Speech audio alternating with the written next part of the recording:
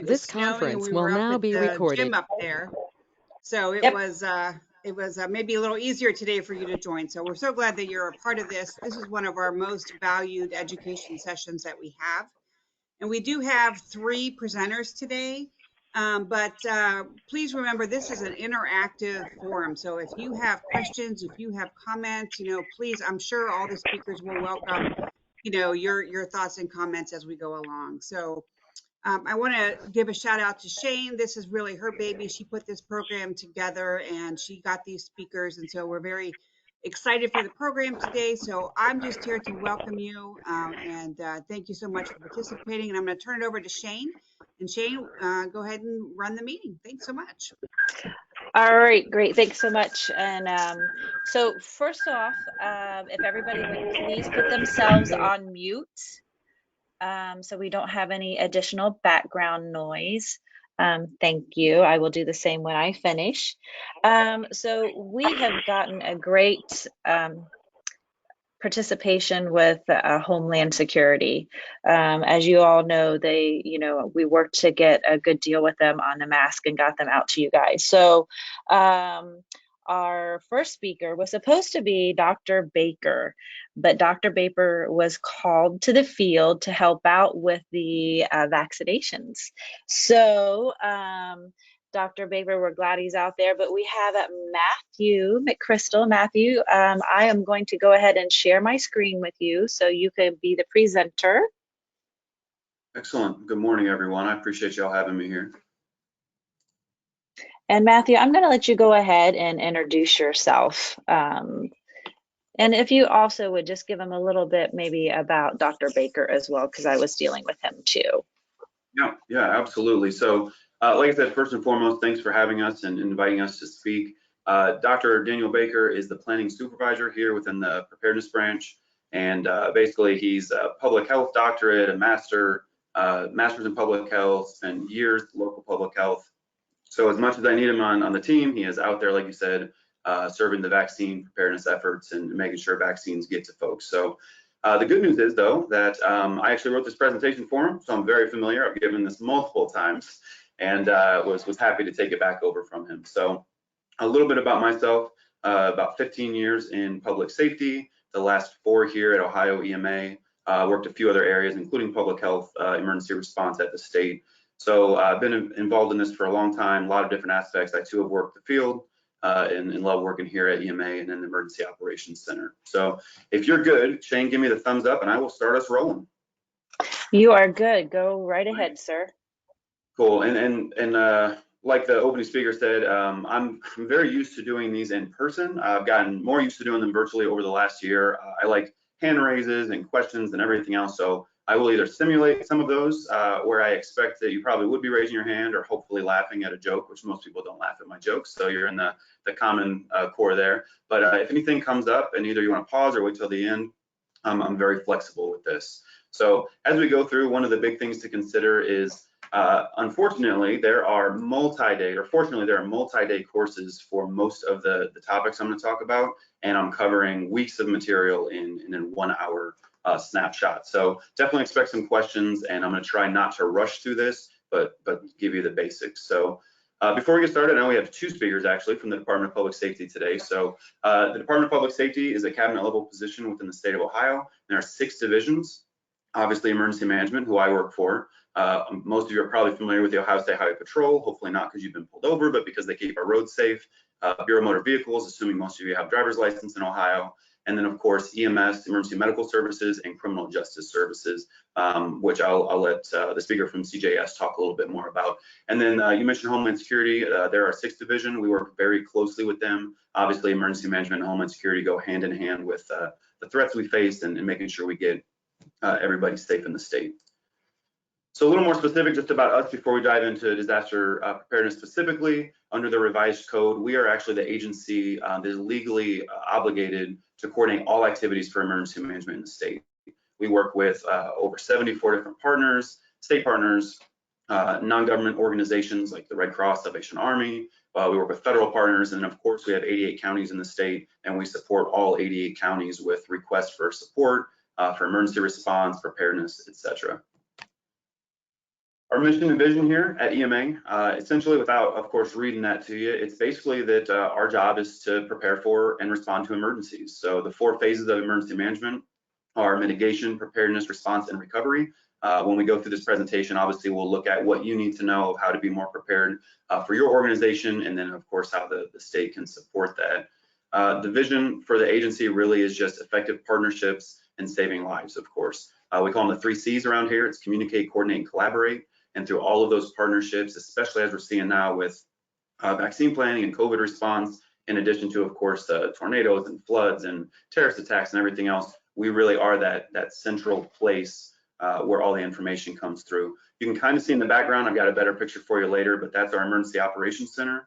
So if you've ever watched any of the movies, you know, Apollo 13 or whatever, and it's like, oh, cool, they're in this giant operations center with, you know, 30-foot TVs. That's this building, literally built as a civil defense style bunker, rated against a nuclear attack. Pretty safe place to work, except I'm blessed that I have windows. So if the bomb goes off, I'm not gonna be downstairs in time. But that's okay for those who are down there. All right, moving on. Why is preparedness important, right? When we look at resilience, the whole goal is resilience, starting at individual levels, working their way up through communities, and of course the state and the nation. So we'll run through a little bit of history, right? Why we are where we are. For those of you in the Dayton area, I'm sure you recognize this, but 1913 Dayton flood. Looking back also, you know, over 100 years ago at the Spanish flu, obviously we're seeing the quote pandemic 2.0 with coronavirus, but a lot of lessons learned from this right here in the States. Jumping forward many decades, switching a little bit away from the natural stuff to some of the man-made or human-caused issues. This is the Oklahoma City bombing. Looking back at weather a little bit, same year actually, this is Chicago. There were multiple people died, over 200 people a day from power outages and heat-related illnesses. So a lot of times when we think about emergency preparedness, the reason I like to include this is it's not always, you know, 9/11. It's not these massive attacks. It's not flashy and lights and sirens. A lot of it's weather-related. I think out of the last, 60 years, we've had one non-weather related disaster declaration in the state of Ohio. And that was for power outages. The rest of them have all been for floods and winter weather and everything else. Obviously 9/11 is the exception, where every EOC in the nation stood up on that day. There's our power outage I was talking about. I don't know how many of you were affected by this. I was living in Detroit in 2003, where I grew up, and from New York through Cleveland to Detroit, massive blackout, allegedly from transmission lines being affected. Some conspiracies that it was a terrorist cyber attack.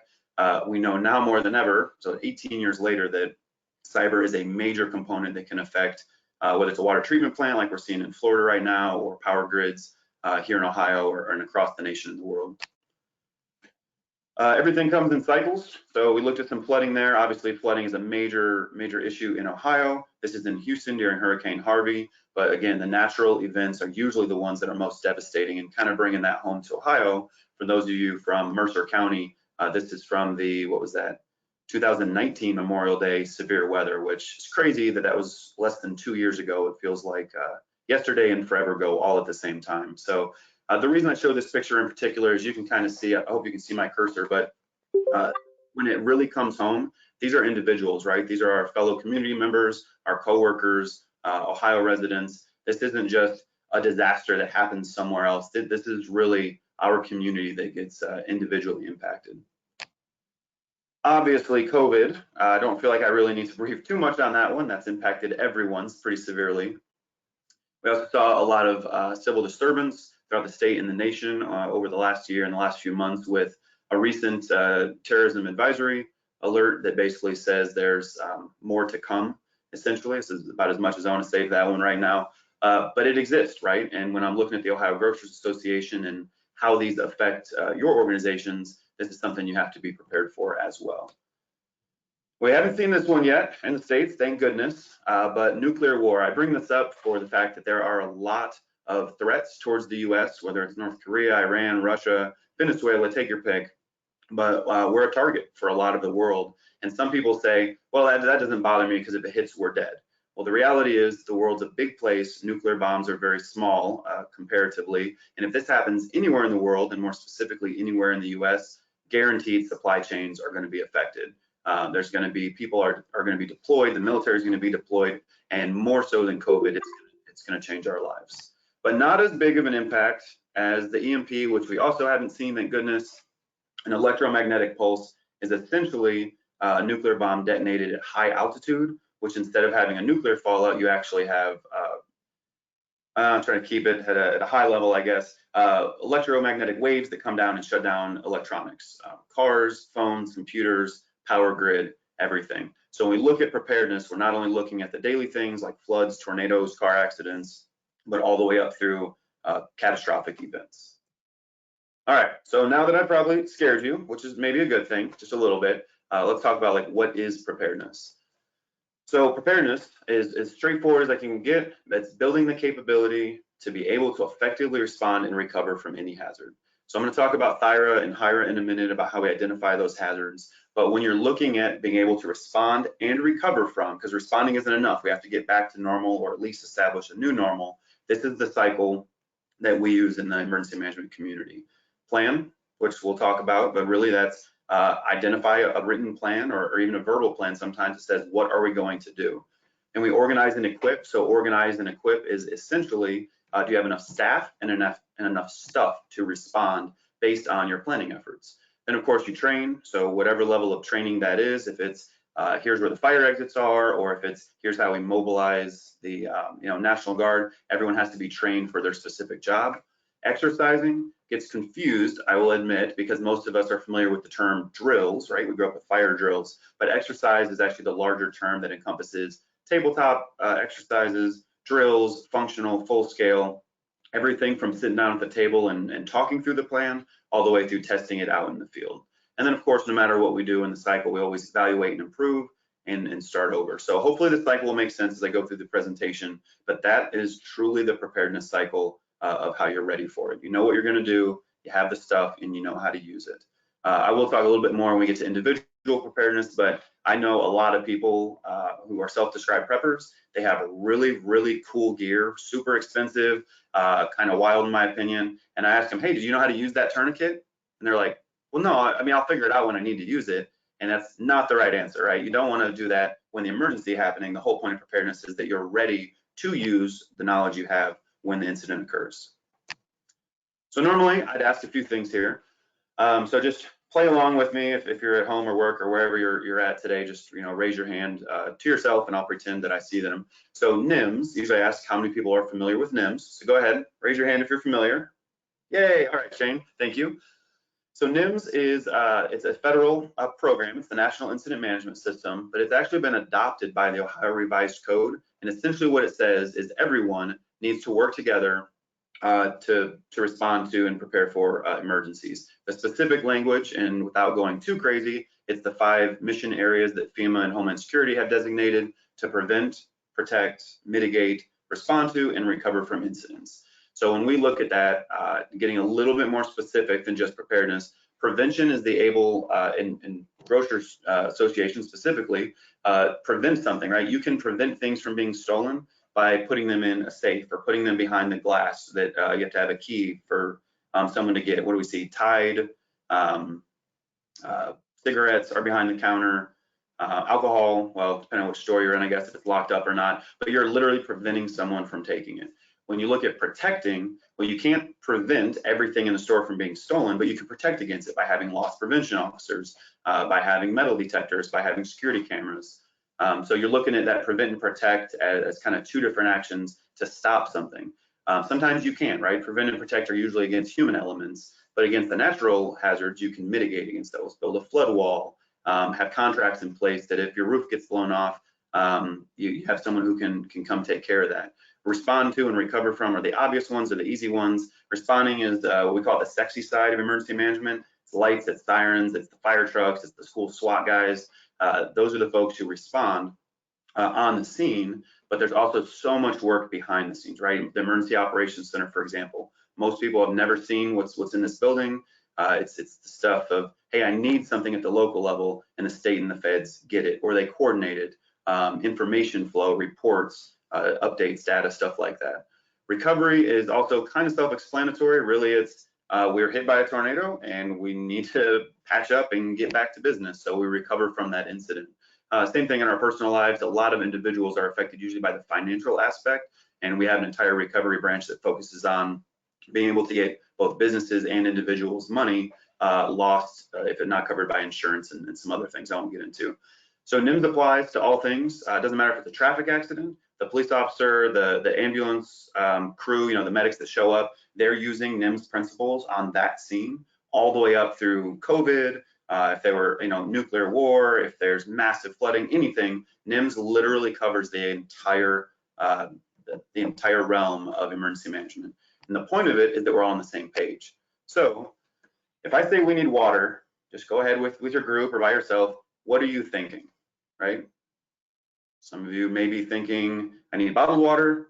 Some of you may think I need water to put a fire out. So when we say these terms and we're looking at this national incident response plan, national incident management system, we want to have common language. So if you say, hey, I need water, there's a chance that somebody might ship you a fire department truck full of water and you're like, oh, I meant bottled water for drinking. And that's totally a waste of resources, time, money, everything else. So having that common language to ask for exactly what you need is very important. One thing I can say is within each of our industries, especially looking at the military as an entire industry in its own, there's different language, right? If you ask for a tanker, you might get an actual person who drives a tank, you might get an airplane, or you might get a tanker truck. So having that common language is really important. All right, so play along with me again, pretend we're in the room, shout it out. I need a bus. What does that mean to you, right? Someone's gonna say, oh, a school bus. Someone's gonna say, oh, an ambulance, right? Well, depending on where you're from, those are two very different things. We found this out when we were planning with some folks from New York. A bus to me means a school bus, right? Which I now refer to as a school bus. We had planned for a big exercise and said we needed 30 buses, and 30 ambulances showed up because the person coordinating was from New York. And in New York, if they say, I need a bus, you get an ambulance. Here in Ohio, I refer to it as a squad or now an ambulance, to be sure I'm very clear. But again, making sure that you have that common language and understanding is very important. So what are we preparing for, right? What are we planning for? When we look at that cycle, included in the planning aspect is not just your plan itself, but it's identifying those risks. So quick example here, and then we'll talk a little bit about what you all should do at your actual organization. Determine the probability versus the consequence. There are large scale mathematical equations, a lot of science put into this for the state and local jurisdictions, but it's basically what's gonna happen, all right? Are we gonna deal with a flood? Yes, 100% guaranteed we're gonna have a flood in the state of Ohio. So we know we have to plan for it, we have to train for it, we have to exercise, we have to make sure the partners know what's going on and respond to that flood.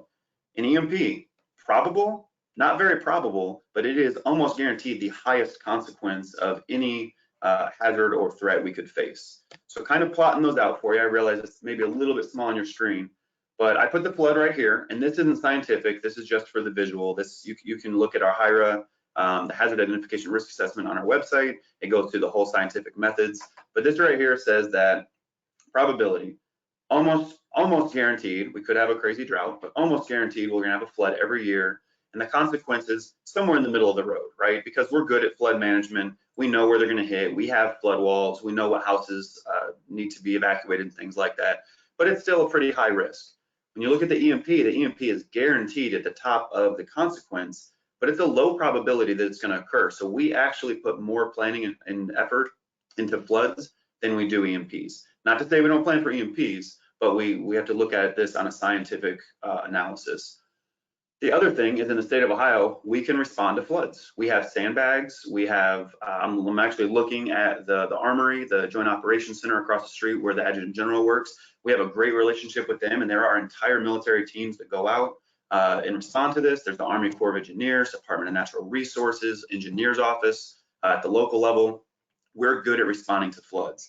We wouldn't be as good as responding to an EMP because even though Ohio has the second largest Air National Guard in the state, we don't really combat against EMPs. That's a federal Department of Defense mission, right? There's all sorts of different iron grids and missile defense systems and all that in DC and Canada and overseas and all over the place that protect us, but that's not ours to actually do here at the state. Obviously, it's not yours to deal with at the Grocers Association. I've never seen Kroger or a Giant Eagle or any of the IGAs with a missile defense system on top of your building, because that's just not practical, right? But you may have sandbags on standby if you know that your store is prone to flooding.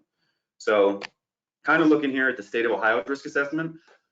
This will not apply to you because this is the entire state. The next slide, I'll talk about how you can create this risk assessment for your actual entity. But here's our top 10 of the 49 hazards identified. Three of the top four are all terrorism focused. The reason being, like I said, you can only prevent and protect to a certain degree. Terrorism always has that human element that you see in the movies, right? Like terror cells, sleeper cells, things like that exist. Some of these are relatively hard to identify, but the bigger reason that they're ranked in our top 10 and really in our top 4 is the ability to respond to that is a huge fear base. When the Fukushima happened over in Japan, people in the United States who were not affected were going to the ER saying, I think I have radioactive poisoning. I saw something online that the giant cloud came over and affected me. And radioactive material and nuclear stuff scares people, and it's a fear tactic in addition to a real world response. Nuclear accident, most of you probably don't have to worry about this because we have 2 actual nuclear power plants in Ohio, and then we have one within a 10-mile emergency planning zone and one within the 50-mile emergency planning zone in Pennsylvania and Michigan, but those impact our state. So we have an entire radiological branch. We have tons of planning and exercises, a very robust program. But as we've seen with 3 Mile Island, with Chernobyl, with Fukushima, if a nuclear accident occurs, it will be catastrophic. So again, we rank it high, that way we can give it the attention it needs. Going down to number 5, I'm not going to go through all of them here, but number 5, a lot of people have asked, why is public health emergency so low? We're dealing with COVID. Well, we don't look at what's current, we look at what we're planning for overall, because most of us have not experienced a pandemic like this. Maybe a few folks did in the 60s, or I doubt anyone on this call experienced the 1918 pandemic. If you're on here, that's amazing that you're working, good job. But we have to look at realistic public health emergencies, not always catastrophic incidents. As you can see, number 7 is tornadoes, and floods isn't even in our top 10, it's in the top 20. But again, we're so good at responding to those that we have to say, what's our response capability? What's the threat to life safety and to property? And what does that look like? The reason number 9, accidental hazmat release is on here higher than floods is there's only so much control over that. There are hazmat trucks, trucks carrying hazardous materials every day on the road in every single county. And all it takes is someone texting on their phone to cut off a truck, icy conditions or whatever for that to spill. We know they're going to happen, but again, we're good at responding to them. So it's a little bit lower on our list. Now, most of you are probably from Ohio, but you don't have the entire state's responsibility. You have your jurisdiction, your organization, your store. So when you create a hazard profile, these are the things that I want you to look at. And I'll go through each of them in a little bit of detail. Frequency, so how often does something happen? If you are only considering that a flood happens once a year in your general area, then you take that into the equation compared to, let's say, a winter storm, right? We know we're not going to get winter storms, and it covers down in seasonality, but the frequency is going to be in the wintertime. We know that's a seasonal issue. I'm trying to think of another one, COVID, right? Don't go crazy and change everything in the world because COVID's happening when this is hopefully a once in a lifetime kind of event. Still have to deal with it, respond to it, but when you're looking at that hazard profile, COVID realistically should not be your number 1 hazard. The magnitude, right? What impact does it actually have on your location and your organization? And it says location is the next one. That's the actual physical location. Are you in an area that's, again, prone to flooding? That's in an earthquake area. If you're down in the Hamilton County area in the southwest part of the state, or even now some in the northeast part of the state, you may have a higher likelihood that you're going to get hit with an earthquake than some other areas. Some other locations, right? Are you down in the southeast part of the state where it's more difficult to get assets due to the way the roads are set up for response? Maybe cell phone service or communications aren't as strong. And then again, I'm picking on giant regions here, not any specific areas, but know your location and what you're prone to. Area, not to be confused with location. What's going on in your area? Are you in a strip mall? Are you in a busy at a busy intersection? Are you in a highly populated area? Are you a totally rural store in the middle of nowhere? What does that look like? Do you have a volunteer fire department? Are you in Columbus where you have an amazing response immediately? And again, I'm picking on Columbus, but Cleveland, Cincinnati, Toledo, Dayton, pick your choice of full-time fire departments. What does that response look like, and how does it affect your hazard profile? Duration is a big one. Power outage, tornado, flood, whatever. How long is it going to last? And a lot of this, there's information out there. We know that a flood probably isn't going to last 2 months, right? A power outage usually lasts a few hours, maybe a day. But considering each of the hazards and how long they will affect your location and your organization. We talked about seasonality. Speed of onset is a big one. I don't want to scare anybody, but honestly, I kind of do want to scare you because sometimes that gets a little motivation in your blood. But when you look at the speed of onset, you know if bad weather is coming because the weatherman or weather person says, you know, hey, there's going to be a storm this weekend and we're expecting ice. You can prepare for that. You get extra salt trucks. You get your folks out there to clear the lot out, right? Or again, get those sandbags and flood preparation. You can't do that for an active shooter. Any moment at any place, basically in the nation, someone can waltz right in and start shooting. So you got to consider the speed of onset for an event because that changes the entire hazard profile for a location. And that goes hand in hand with warning availability, right? How fast can you warn your staff? We're all familiar with this. Those of you who have children or you know, have a phone, which I'm assuming is everybody. How quick can you get that message out? Hey, school's closed today because of winter weather. You get that warning at 5 in the morning. It's on the TVs. You can Google it. What if it's something else? What if there is an active shooter at your location and you have to get that warning out to your staff? It's right at shift change. You want to say, hey, shift B, don't come in right now because there's an incident. How fast can you get that warning out? And when we talk about business continuity, we'll hit a little bit more on some aspects on how to improve those areas. So I'm going to pause for just a moment because I see two little chat things. The way my screen's set up, I can't see it live. So hurricane force winds associated with the remnants of Hurricane Ike. Yep, absolutely. Cause widespread power. So that's a really good point. I didn't hit too much on some of, oh, now I don't know how to get rid of that chat. There we go. Of all of the hazards, right? But we don't plan for hurricanes in Ohio, but we plan for the aftermath, the derechos that come through, the severe storms that come through. But we're not a hurricane planning state. We're also not a volcano planning state. If you have a volcano in your hazard profile, you're probably off base just a little bit. I know some people are going to say, well, you know, if it happens in the Pacific Northwest and the winds carry, there could be, you know, not soot, I can't think what it's called, debris in the air. Sure, that could happen, but we're not worried about the volcano itself.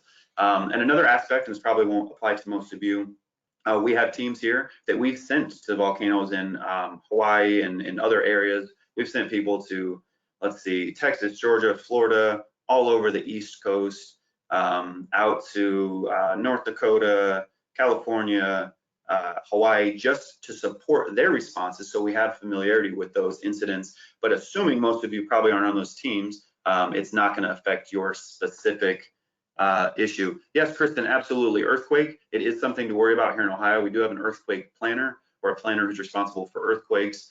Really what would affect Ohio the most, one is arguably fracking, which has shown there's more earthquake activity in certain areas where fracking occurs. But the big one that we actually plan for is the New Madrid seismic zone. So essentially in Memphis, Tennessee as the epicenter, if those two plates rub the wrong way and a massive earthquake happens, there's a number of graphs out there that show the radius of where the impact would be, and it comes right into southwest Ohio. Cincinnati area, Hamilton County, Belmont, or I'm sorry, Butler, I get Belmont and Butler always mixed up. That whole area will be impacted, but a bigger impact to the state than our response there is the national impact that would follow. So we have in Ohio, we're very fortunate, the Ohio Task Force 1. It's a federal FEMA search and rescue team, and they deploy all over the United States.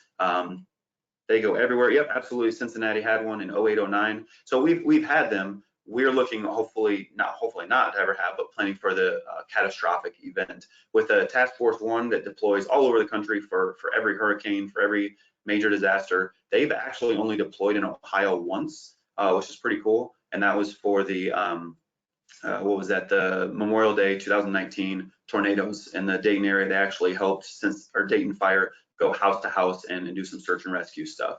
So they're kind of on standby, but they also could be deployed because there's going to be more resources needed towards the epicenter. So it's a lot of planning. It gets very scientific. I will admit I'm a massive emergency management dork, nerd, take your pick, whatever you want to call it. And sometimes I go down the rabbit hole. So yeah, so I'll pause there. All right, taking all that information, let me get back over here. I can move my slides. There we go. All right, so now you have an understanding of what's happened. We look at historical context, we look at resources, we know what we're planning for. We actually have to build the plan, right? Without going into crazy amount of detail of the difference between an emergency response plan, emergency operation plan, strategic planning, and all that, really what's important is the system of plans.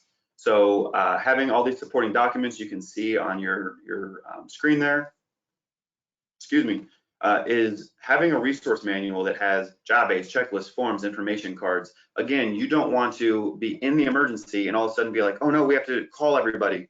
Does anyone have their phone numbers? No, you should have that on, excuse me, a pre-printed list, a checklist. What do we do during an emergency? Actually, our co-planner just dropped this off on my desk, our updated plan, but this is our continuity of operations plan. And it has multiple checklists in it so that at the agency, if we have to relocate, if we have to telework for something like COVID, we can literally run through this. And I'll hit on a few sections here. Assignments of responsibility, disaster intelligence.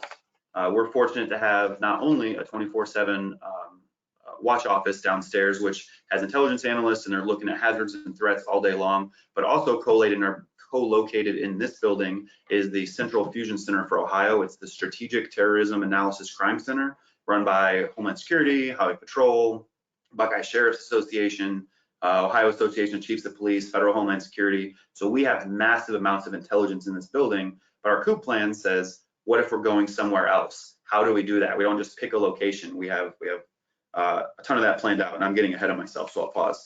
But a few other things in here, essential employees, who's required to come to work, training and maintenance, identification. When I walk in the building with my ID card, much like other places, what's the security look like when we're going through all this? So getting back to the system of plans, do you have standard operating procedures that say during an emergency, here's what we're going to do for a fire drill, for an active shooter, for a flood, for a power outage?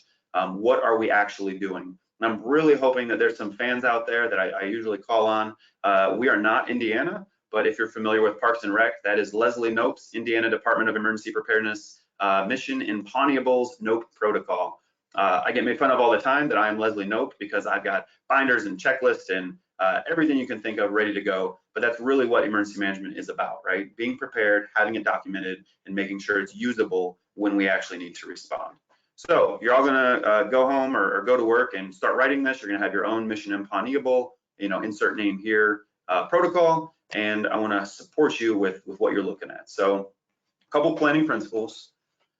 Identify your mission. What is the actual goal? What are you doing? What is the purpose of this plan? I've seen plans, I've literally reviewed hundreds of plans. I've seen folks who clearly don't have a mission or a vision. They just start planning for stuff. And it's kind of like, what are you actually doing here? What are you responding to? What's your focus? Is it to, for the Grocers Association again, is it to maintain operations? Is it, keeping everyone safe, customers and staff? Identifying those missions so you can plan towards them are very important. Don't start from scratch. Please don't start from scratch. I can tell you that there are so many resources. ACES is a private security organization. IAEM is the International Association of Emergency Managers. Ohio EMA, Ohio Homeland Security, Federal Homeland Security, Federal EMA, FEMA. We all have so many resources and guides out there. You don't have to start from scratch. There are dozens of classes and manuals and everything else that can support you through this. So let me check that chat again real quick, make sure I didn't miss anything. Okay, excellent. Yeah, so don't start from scratch. There's resources out there, and I'll show you a few here in a moment. Establish accountability, right? If you write a plan and you tell people that they're gonna have to do things in the plan, but you don't tell them in real life and there's no accountability, your plan's gonna fall apart. So if I say, hey, Shane, you're responsible for calling everyone, you need to know that, you need to agree to that, and it's gonna go in the plan saying that you're going to do that thing. For us at the state, our assignments of responsibility where we establish accountability, not only do we list out what all the different agencies do, but we also have their director sign off on that, and the governor promulgates our emergency operation plan. So I'm gonna make up an agency because I don't wanna throw any partners under the bus by accident by using a crazy example, but let's say the Department of Zombie Affairs, which isn't real, says, hey, you're gonna respond when zombies happen. And then it happens, there's a zombie attack, and I say, oh no, we're not gonna do that thing. We're like, it's in the plan, and they're like, yeah, we didn't agree to that. So establish the accountability so that those folks who are supposed to do something, do something. Sounds straightforward, but trust me, it's worth saying. Oh, and I think I was one off on my slide there. My apologies. There we go. All right. Establish accountability, manage risk, right? We talked about risk a little bit. There's tons of resources out there for this. Basically, there's 4 principles. You can either accept the risk, you can move it somewhere else, you can mitigate it, and you can prepare for it. That's kind of all you can do. There's some things you just cannot avoid the risk at all. You have to accept it. Some places, I mean, with loss prevention, that's a risk mitigation tactic all on its own, right? So manage the risk once you identified it through your threats and hazards identification process, excuse me. It is that time in the presentation where I need some water real quick here. All right, like I said, consider all threats and hazards. The good news is you shouldn't start from scratch with this either. Your jurisdiction, your county EMA should already have a threats and hazard identification risk assessment. It's available either on their website. I live here in Franklin County, I volunteer with them. Theirs is right on their website. Some folks you may need to ask for, but again, you can also use ours. Even though ours is at the state, anything that's happening in the state should be on ours and should apply to you in some aspect. Like I said, maybe you don't need to worry about the nuclear response. I hope you don't need to worry about that. But the floods, the tornadoes, the public health, the terrorism aspects, take a look at ours and see how that helps you there. Problem solving. Your plan should not be the answer. Your plan, and actually I'm going to jump ahead to flexible, should be flexible and should support problem solving options. I cannot pick up a plan. I can't pick up this plan and say, okay, we need to respond to something. Here's the answer. This is just a list of resources and procedures and who does what and understanding the situation and the assumptions. One assumption that we put in most plans is that local responders are going to be available to respond, and we're coming in after that. In some plans, like our catastrophic response plans, the assumption is locals are overwhelmed ridiculously and we need to look at other resources, right? So having that flexibility of what may or may not exist, some of our plans have an assumption that communications are not going to be available, and we have to look at backup plans. If you're not familiar with PACE, it's primary, alternate, contingency, and emergency. So for example, I have my cell phone, my personal phone, I have a work phone, I have a radio, I'm a ham radio operator, I have email, and then of course here in the building we have generators and we have sat phones and all sorts of other redundancies, but making sure that our plan is flexible and can respond to whatever the threat is the goal. In case anyone asks, since this is being recorded, I'm not recommending you all go buy sat phones. They're very expensive. I'm just giving an example there. Although if you have a sat phone, it's pretty cool. All right, informative, right? The plan. So let me make sure all right, problem solving, flexible, informative. Your plan should provide enough information that if someone picks it up and reads it, they know the entire scenario, the situation, what's happening. It should lay out that entire process with background information as relevant. We brought up earthquakes in the chat. Our earthquake, well, actually, we don't have an earthquake response plan because our plans are all hazards based so that we can respond with multiple plans to the different aspects of that threat and hazard. And it's like that for a lot of them. Very few of our plans are specific. We do have a bridge collapse plan that came out of the Minnesota bridge collapse. We've developed one, but most of them are focused on response capabilities. That being said, they're all informative. They have historical aspects in there. You know, we've again dealt with floods every year for hundreds of years. So here's some background on where we know floods occur in Ohio. For your organizations, you know, hey, we've had X amount of thefts increased, the building's been impacted by a power outage, whatever the case. Give some historical context so that people understand why you're planning. And last but not least, depict the environment, right? My plan doesn't work for any other state. Most of your plans aren't going to work for other jurisdictions, right? The grocery store in Butler County isn't going to be the same as the one in Summit County because they're different jurisdictions. There's different threats, hazards, different organizations operate different ways. And so you have to depict your own environment, what it looks like. Are you next to railroad tracks? Do you have a school next door? Again, we talked about busy intersections. Make sure it works for you.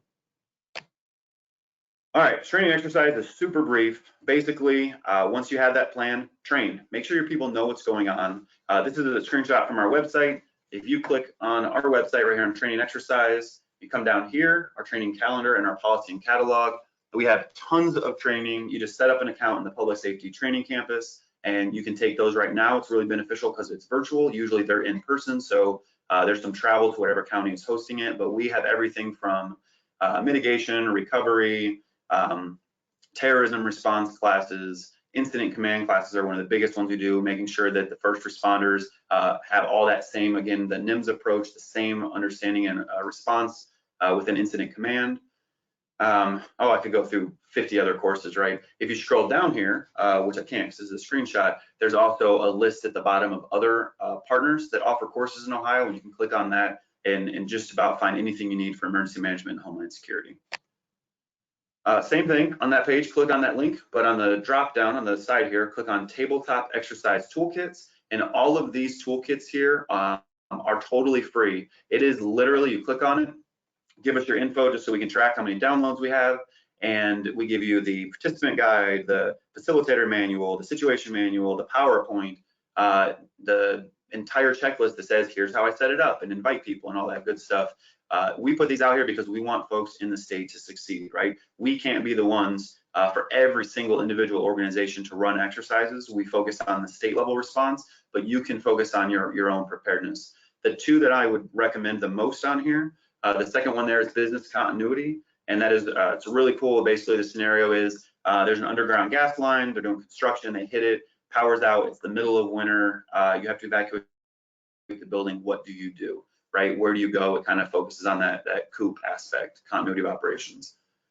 The other two, depending on how you want to look at it, other three actually, mall active shooter, the higher education active aggressor, and the houses of worship targeted disruption are all human caused threats. So, you know, an active shooter or bomb, I think we have one of them like an incendiary device, but really, even though those aren't specific to grocery stores, they can be applied to that because you still have a population that's in your store. You have responsibility for your employees. What do you do? Highly recommend you download them. We've had over 3,000 downloads in the last 4 years in 49 states and 9 countries. And that's pretty cool. Super proud of that project. Lots of work gone into it. Download it and use it. If you're not familiar, if you're like, Matt, what are you talking about? What's a tabletop? You keep saying that word. I don't know what it is. Here's a tabletop. Super simple. Everyone sits around the table. A few partners I see here. We have EMA, mental health, Red Cross, Salvation Army, Homeland Security, Highway Patrol. Trying to see a few other faces from the back that I recognize. Schools, Department of Education. I'm sure there's a military person sitting in the background somewhere. They're camouflaged, they're harder to see. But basically, tabletop exercise is, here's the scenario. Our store is going to flood, we're going to get hit by a tornado, power outage, active shooter, whatever. Let's just talk about it. We're not moving resources. We're not actually doing anything. We're just talking through a scenario, right? So it's super easy. It doesn't cost almost anything except for your time, and it's really simple to lead. When you step up a bit, and I cut out probably 30 pictures because again, I geek out on exercise stuff. This is a full-scale exercise. This is the Emergency Operations Center that's in our building. So if you look out the window just on the other side of this wall here, that's what it looks down into. This was the largest exercise we've ever done in Ohio's history. Thousands of partners, multiple counties. We had tons of military come in. We had federal partners come in. Awesome exercise. What you don't see here is that in 10 counties, there's local fire, law enforcement, emergency management, Department of Agriculture, veterans, I'm sorry, well, veterans too, veterinarians, is what I meant to say, biohazard teams. Everybody was all responding to this catastrophic event in Ohio for the exercise. It was amazing, but it really shows that you can test and prepare everything, because guess what? That room kind of looked like that for the first few weeks and months of COVID. And now this environment is, of course, in telework place, but we still have partners down there, and all the screens are lit up and everyone's working together, of course, with masks on. So please exercise your plan. The simplest thing I can say is, I think this stat is still up to date, but since the 60s, we have not had a single child die in a school as a result of a fire, because we have all been ingrained in our heads. Fire drill, here's what we do, here's how we respond, there's the NFPA, there's fire code, there's all these different aspects that we practice, and it saves lives. The same thing is true here, right? Identify those hazards, train for them, and then test your plan. Make sure that it actually works. Exercise that with your partners. All right, business continuity. I'm gonna speed up a little bit here. I wanna make sure I have room for questions. Basically what this slide is saying is that you have to focus on business continuity. You have to have a plan. Most businesses don't recover if they don't have a plan and they don't reopen. So a few things, what should I consider, right? I want to keep my business open. I want to make sure we can operate. Obviously, we want to make money and stay employed. So the 4 things you need to look at: people. Do you have staff that are able to respond? Do you have staff that are willing to respond? I've seen a lot of locations that people said, I don't feel safe, I'm not coming to work during an emergency, right? You lose your workforce there. Facilities, right? If grocery store A goes down and you're in a chain, can you have all of your resources and logistics go to another store? Can you reroute your so in the supply chain, can you reroute your supplies that are coming in? Do you have, I doubt anyone has this, but do you have another facility that you can move grocery stores to? Probably not, but you get the thought process there. And then I skipped down to resource, but going back up to messaging, again, how do you message everyone and tell them, don't come in, go to a different location, stay in touch, phones are down, do you have radios in the store, etc. I am not going to run over all of these. I will PDF this presentation and send it to Shane so you can share it, Shane. But these are basically the essential functions when you're looking at continuity of operations. What should you be considering? I've covered a lot of these already. Communications is a big one.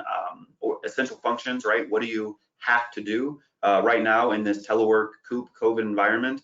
We're doing about half the work in this branch we normally do because 75% of my team are responding to the actual COVID response. But we have pre-identified those mission essential functions that says, I have to do these 3 things. The other 6 we really want to do, but the response comes first. So identifying those ahead of time. And again, that's all in this plan we have right here.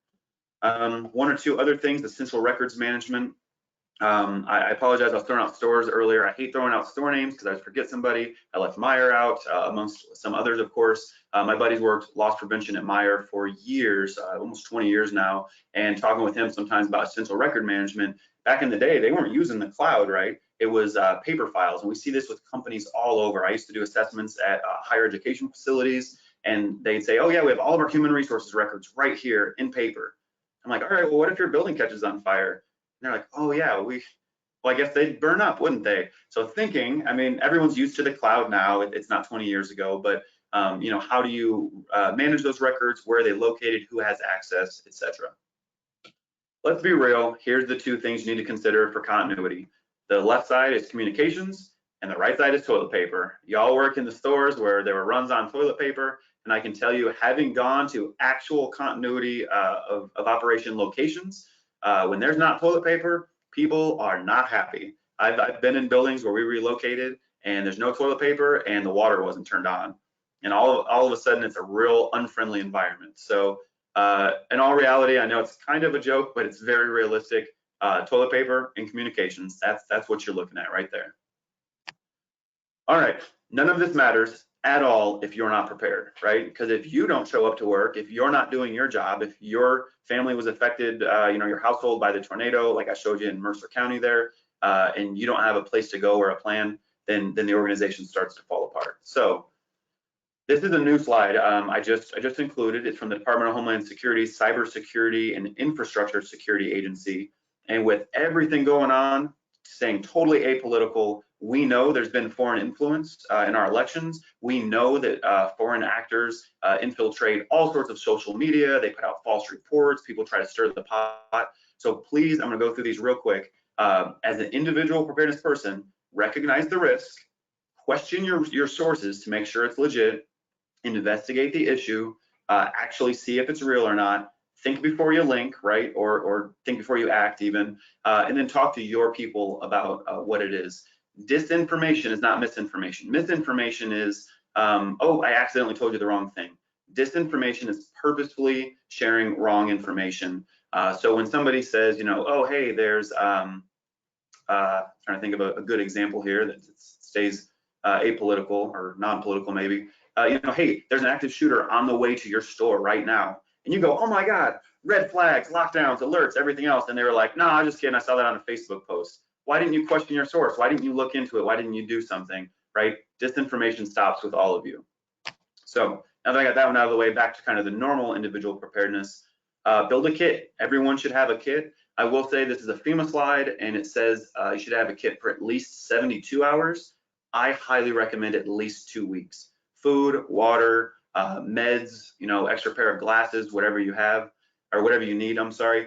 Build a kit. And then make sure you're planning realistically if it's going to be a home kit or if you're planning on leaving, because those 5-gallon jugs you see right here, they are heavy. And if you're trying to run out of your house in an emergency, you ain't carrying those. Throw a few water bottles in a bag, throw some food that you enjoy eating. I'll tell you, when I was a young prepper and super excited, former Boy Scout and ready for the world and everything, I was like, oh, I'm gonna spend $100. That's a lot of money, when you're 18, on canned beans. So I'll be prepared. I don't like canned beans. I was so excited to prepare. I bought all these canned beans and they went to waste. So buying things that you actually enjoy, comfort food. I have a ton of chocolate, probably 100 chocolate bars in my emergency kit, because when the emergency happens, I want to be comfortable, cool, and well fed. I also want to be informed, right? We talked about getting good information, fighting disinformation. Make sure you know your sources of information, not only at home, but at your workplace, because those are not always the same. And of course, when you visit is what it says, but really where even you're traveling through. Don't drive from Cleveland to Cincinnati without checking a weather report or the roads. If you're not familiar with OGO, it's a free app, and OGO basically says, here's throughout the entire state what's red, yellow, green, traffic cameras. It's basically the state's version of, like Apple Maps, if you want to call it that. So be informed. And then make a plan. So a few things here. The dog, right? I have a dog. I have to plan for that. I don't have any kids. For those of you that do, that's a whole nother ball game that you have to prepare for. Special needs, medicine. I have Crohn's disease, so I have medication that I have to have extra prednisone or whatever in my emergency kit. My doctor obviously knows I have Crohn's. He knows what I do for a living. And I say, hey man, can you always write me 1 extra month's prescription? So short of Percocet or, something crazy, he's like, yeah, sure, whatever you need. And I keep that on rotation. Same thing, glasses. If you have glasses, keep an extra pair in your bag. And then in case of emergency, the moment that this dies, I guarantee most of you don't know more than 5 phone numbers off the top of your head, right? Have them written down on a piece of paper, stuff them in your emergency bag, and go from there. I will say that some people, a lot of people ask usually in person, well, what's your plan? So without going into my plan, because I'm a dork and I have a 50-page written plan for my household, as well as tons of gear and everything else, a few key things, and I'm gonna try and move this. There we go, so I can read my notes here. I keep a bag by the door. So me, my wife, my dog, I have a large bag. It's a huge duffel bag on wheels. I have a change of clothes that are weather appropriate, shoes, I have food, water, phone charger, my meds. And inside of there, I have 2 individual bags. So my wife can grab a bag, I can grab mine. We have our essentials. Everything else is the heavier stuff, the bigger stuff, right? Trying to think, we have water, we have mess kits. I don't need a mess kit if something happens, but it feels nice to feel nice during an emergency. Oh, I saw the chat. Let me see that real quick. Yeah, absolutely. When all the cell towers are down, I'll talk about that in a minute with the comms plan and communication about how important that is, and texting and everything else. A few other things as we work our way to that. Car kit, keep your car, never less than half a tank of gas, unless of course you're on a road trip or something, you don't have to stop that often. Keep it half tank of gas minimum, and then have a bag in there, a first aid kit. Make sure you know how to use your jack. Again, I've had people have said, man, I know everything. I've got all this gear. And it's like, oh, you got a flat tire. And they're like, oh, I've never changed a tire. I didn't know I needed a key for my lug nuts. Practice that stuff. Have multiple rendezvous points. So my wife and I, we have a plan that, if I say, hey, we're going to Dylan Orlando's, Sean and Andrew's, if we're going to, her parents or my parents or whatever, we know the pre-established rendezvous points. She works a mile from home, which is really nice. And so we know that I'm probably going to have to come to work and she can walk home if there's an emergency. So we've pre-identified locations as far as where we're going. Another thing, communications. So yes, when comms go out, Alex said I was in Detroit in 2003, cell phone towers were out for, was it 18 hours or something like that? So again, knowing who's coming where. A real nice little trick. 1, texts take up way less bandwidth than phones. So if you can text. 2, have an out-of-state contact. So Shane, let's say you and I are trying to communicate, but the comms are down. You and I have my grandma, for some reason, my grandma too, and she lives in Texas. And I say, hey, call Gloria, tell her where you're going to be, and let her, leave a message with her. And then I'll do the same thing. And every 15 minutes, we'll both call Gloria, because you can usually call out to another system, but you can't call within a system. It's a cool little trick. So Shane, I'll give you Grandma Gloria's number later. Vehicles. Like I said, never less than half a tank. Make sure it's running in good condition. And then networking, know your neighbors. Make sure your family and friends, know this stuff. I'm really fortunate that I work with a group where everyone's into emergency management. So we have a great network here. Build that network within your organizations, within your friend circle, within your family circle. I think I hit the communication piece. Yeah, when comms are out, it sucks. Our lives are on our phones these days. Like I said, I'm a ham radio operator, so I have that as a backup. I've never had to use in an emergency. Trying to think what else. I've had to use my work radio in emergencies before, of course, and sat phones. Thank goodness we've tested them. We test them all the time, but haven't had to use them here for an emergency. So let's see. I think that is almost it.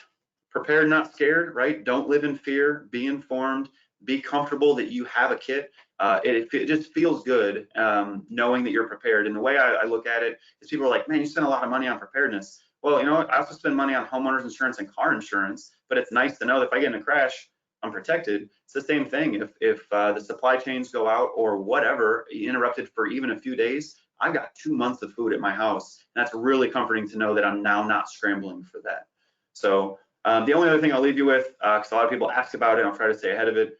Government agency, I got to be careful on how I talk about defense. Find whatever self-defense measures you're comfortable with, whether that's a firearm, if you have a permit to carry, or pepper spray, or a loud whistle. Not making fun of that. I'm being very serious.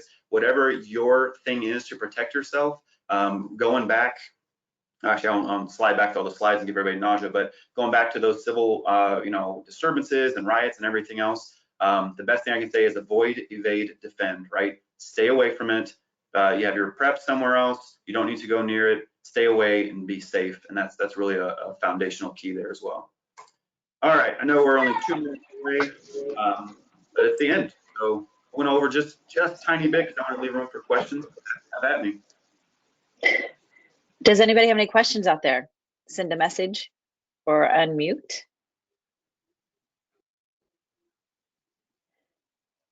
All right. Well, I can tell. Is anybody out there? Anybody? I don't see anybody on the chat. I think we're good. Well, I will tell you, I was just planning. I didn't plan very well even to have a baby. So my bag was not packed and by the door. So this was incredible, Matthew. And I think we could probably almost spend, oh, hold on. Somebody said something here. Georgine, do you want to look up there, Matthew? Yep, I saw it and then disappeared. It popped up. Let me find it. Is there a template specifically for grocery stores? Not that I'm aware of. I've never seen one for grocery stores in particular. There's tons of general templates out there, and the good news is with the general templates is you just customize it for your location. I'm trying to think. ACES, which used to stand for the American Standard of Industrial Security, now it's just called ACES. They have a lot of good tools and guidance out there for loss prevention, for retail stores. So they may have something, but I honestly haven't been a member of ACES now for probably 5 years, so I'm not as up to speed on that. Go to our website though for some general guidance and plans and things like that. Even though it's focused on a larger jurisdiction, you can apply it to yourself. I appreciate that question. So Matt, this is Kristen. Thanks so much for your presentation today. It was wonderful. We're considering as an association putting together like a template of our own for grocery stores, for their businesses. I'm assuming we obviously can steal some of your references or your website materials and things for that. There's no plagiarism in emergency management. Everything we offer is for you to use. It benefits the resilience of the state, obviously, and the nation. We call it creatively acquiring in our business. So I like it. I'll use it. Yeah, if it's on our website, it's there for you to use. Absolutely. All right. Well, thank you. And thanks again. As Shane said, this was fabulous. This was really good. Thank you so much. Yeah, no problem.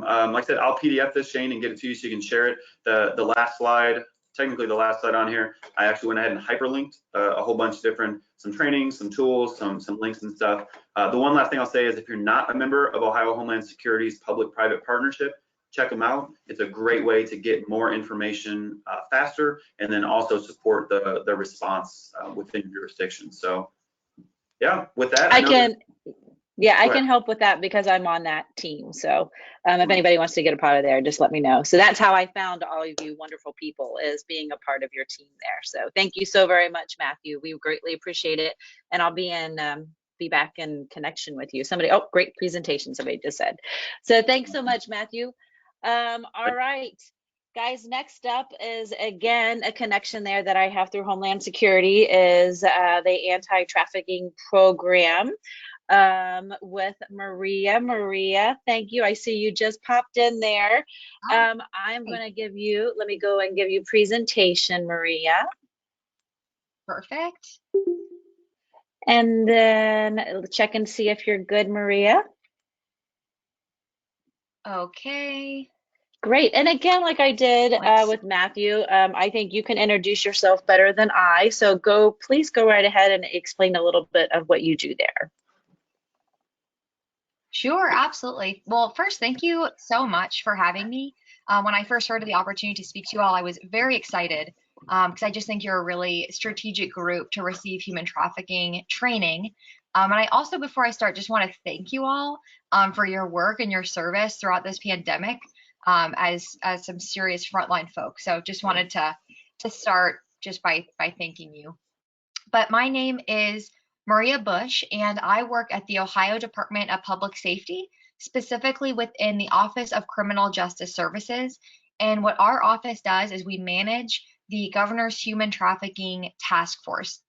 And that was a policy initiative that was formed under former Governor Kasich in 2012. And then about 2 weeks ago, Governor DeWine signed a new executive order that essentially expands and builds on that task force.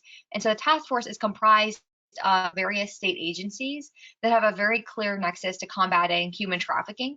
So task force members include, public safety, of course, and family services, mental health and addiction services, youth services, health, education, Medicaid. So it's really a group of state agencies who are charged with marshaling their resources at the state level to build a more coordinated response to human trafficking. And so our office kind of manages that by working with cabinet agencies. We also work with grassroots level coalitions, law enforcement, courts, the feds. It's really kind of a 20,000 foot view of human trafficking responses in Ohio. And so part of that is receiving or providing training for anybody who requests it. And so I'm really glad to be here and glad that human trafficking is included in this day. So as I get started, I wanted to just start with why train you guys? Why train the Ohio Grocers Association? One important note is that human trafficking is just really difficult to identify by the untrained eye. I think that we can get glimpses of what the media portray human trafficking as, or movies, and it's so incredibly misleading. And that's why I think real training is incredibly important if we are actually going to be in a position to identify potential victims and potential cases. Grocers are a critical touch point for communities, and along that lines, grocers may interact at some point with vulnerable populations and are then in a strategic position to identify potential victims and intervene. They are also, community members are the top contact type to call and report human trafficking to the National Human Trafficking Hotline. And I'll talk about that national hotline quite a bit because they are the main source by which communities all across the country report potential cases of human trafficking. And they have a lot of their data on their website about who called, what kind of tips they were receiving, what kind of trafficking case it involved. And it includes the top callers. And the top callers are community members. And so that is just to say that we need to have everybody trained on human trafficking because community members are the top reason why victims are identified as a result of that national human trafficking hotline response. So as we get in, I'm going to talk briefly about just understanding the crime. What is human trafficking? What is the legal definition of human trafficking? What do the data say about human trafficking? And then we'll touch on, okay, what does it practically look like in Ohio? Who are victims? Who are traffickers? What are some sample cases of human trafficking, of both sex trafficking and labor trafficking? And then I'll touch on what can we do to actually help identify potential victims. So this is kind of the bare bones definition of human trafficking. Human trafficking is a crime in which people profit from the control and exploitation of others. And so traffickers are profiting by controlling and exploiting victims. It's often referred to as the compelled service of others for profit. And so in the same way, a trafficker is compelling someone or some group of people to provide some service so that that trafficker can profit off of that. And when I say compelled, it's essentially the trafficker is overcoming the victim's will in some way. And the legal definitions have a very specific definition of what compelled is and what comprises the word compelled. And those words are force, fraud, and coercion. So in the United States, for a crime to legally rise to the level of human trafficking, it must include elements of force, fraud, or coercion, meaning that a trafficker is compelling the service of others for profit by forcing them to do that service, using an element of fraud to force them to do that service, or they're coercing them into providing this service.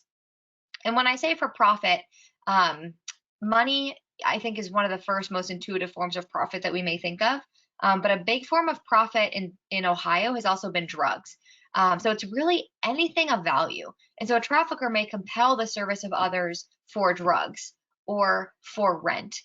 So it's really not solely monetary, but can be other forms of profit, being anything of value.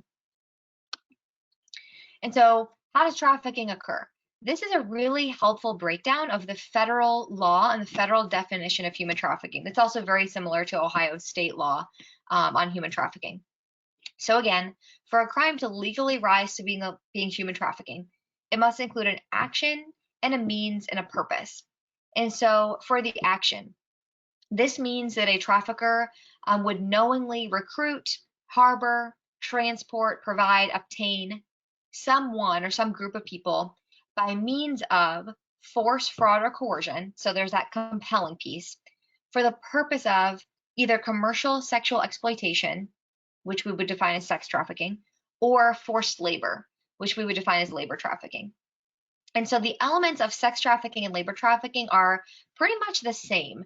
But the difference between those two crimes is really, what is that person, what is that victim being compelled to do? Are they compelled to perform commercial sex acts or compelled to work a job and they can't leave because someone's using force, fraud, or coercion?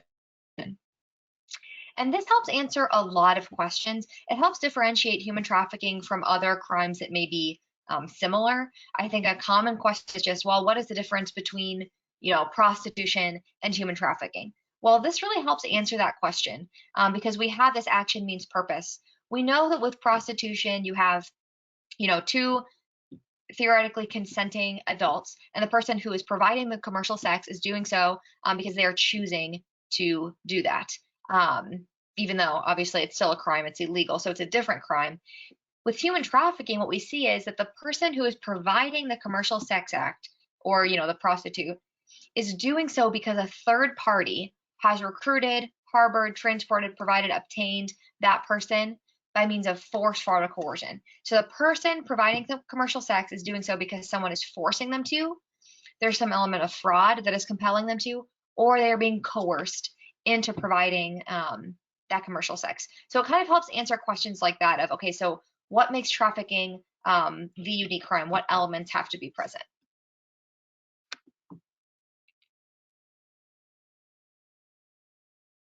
And this is a really important legal protection for minors under the federal law, which we also have in our state law, which is that if you have a minor, so anybody under the age of 18 years old, who is engaged in providing commercial sex acts, then law enforcement does not have the burden of proof to show that that minor was forced or coerced or that there was fraud to perform those commercial sex acts.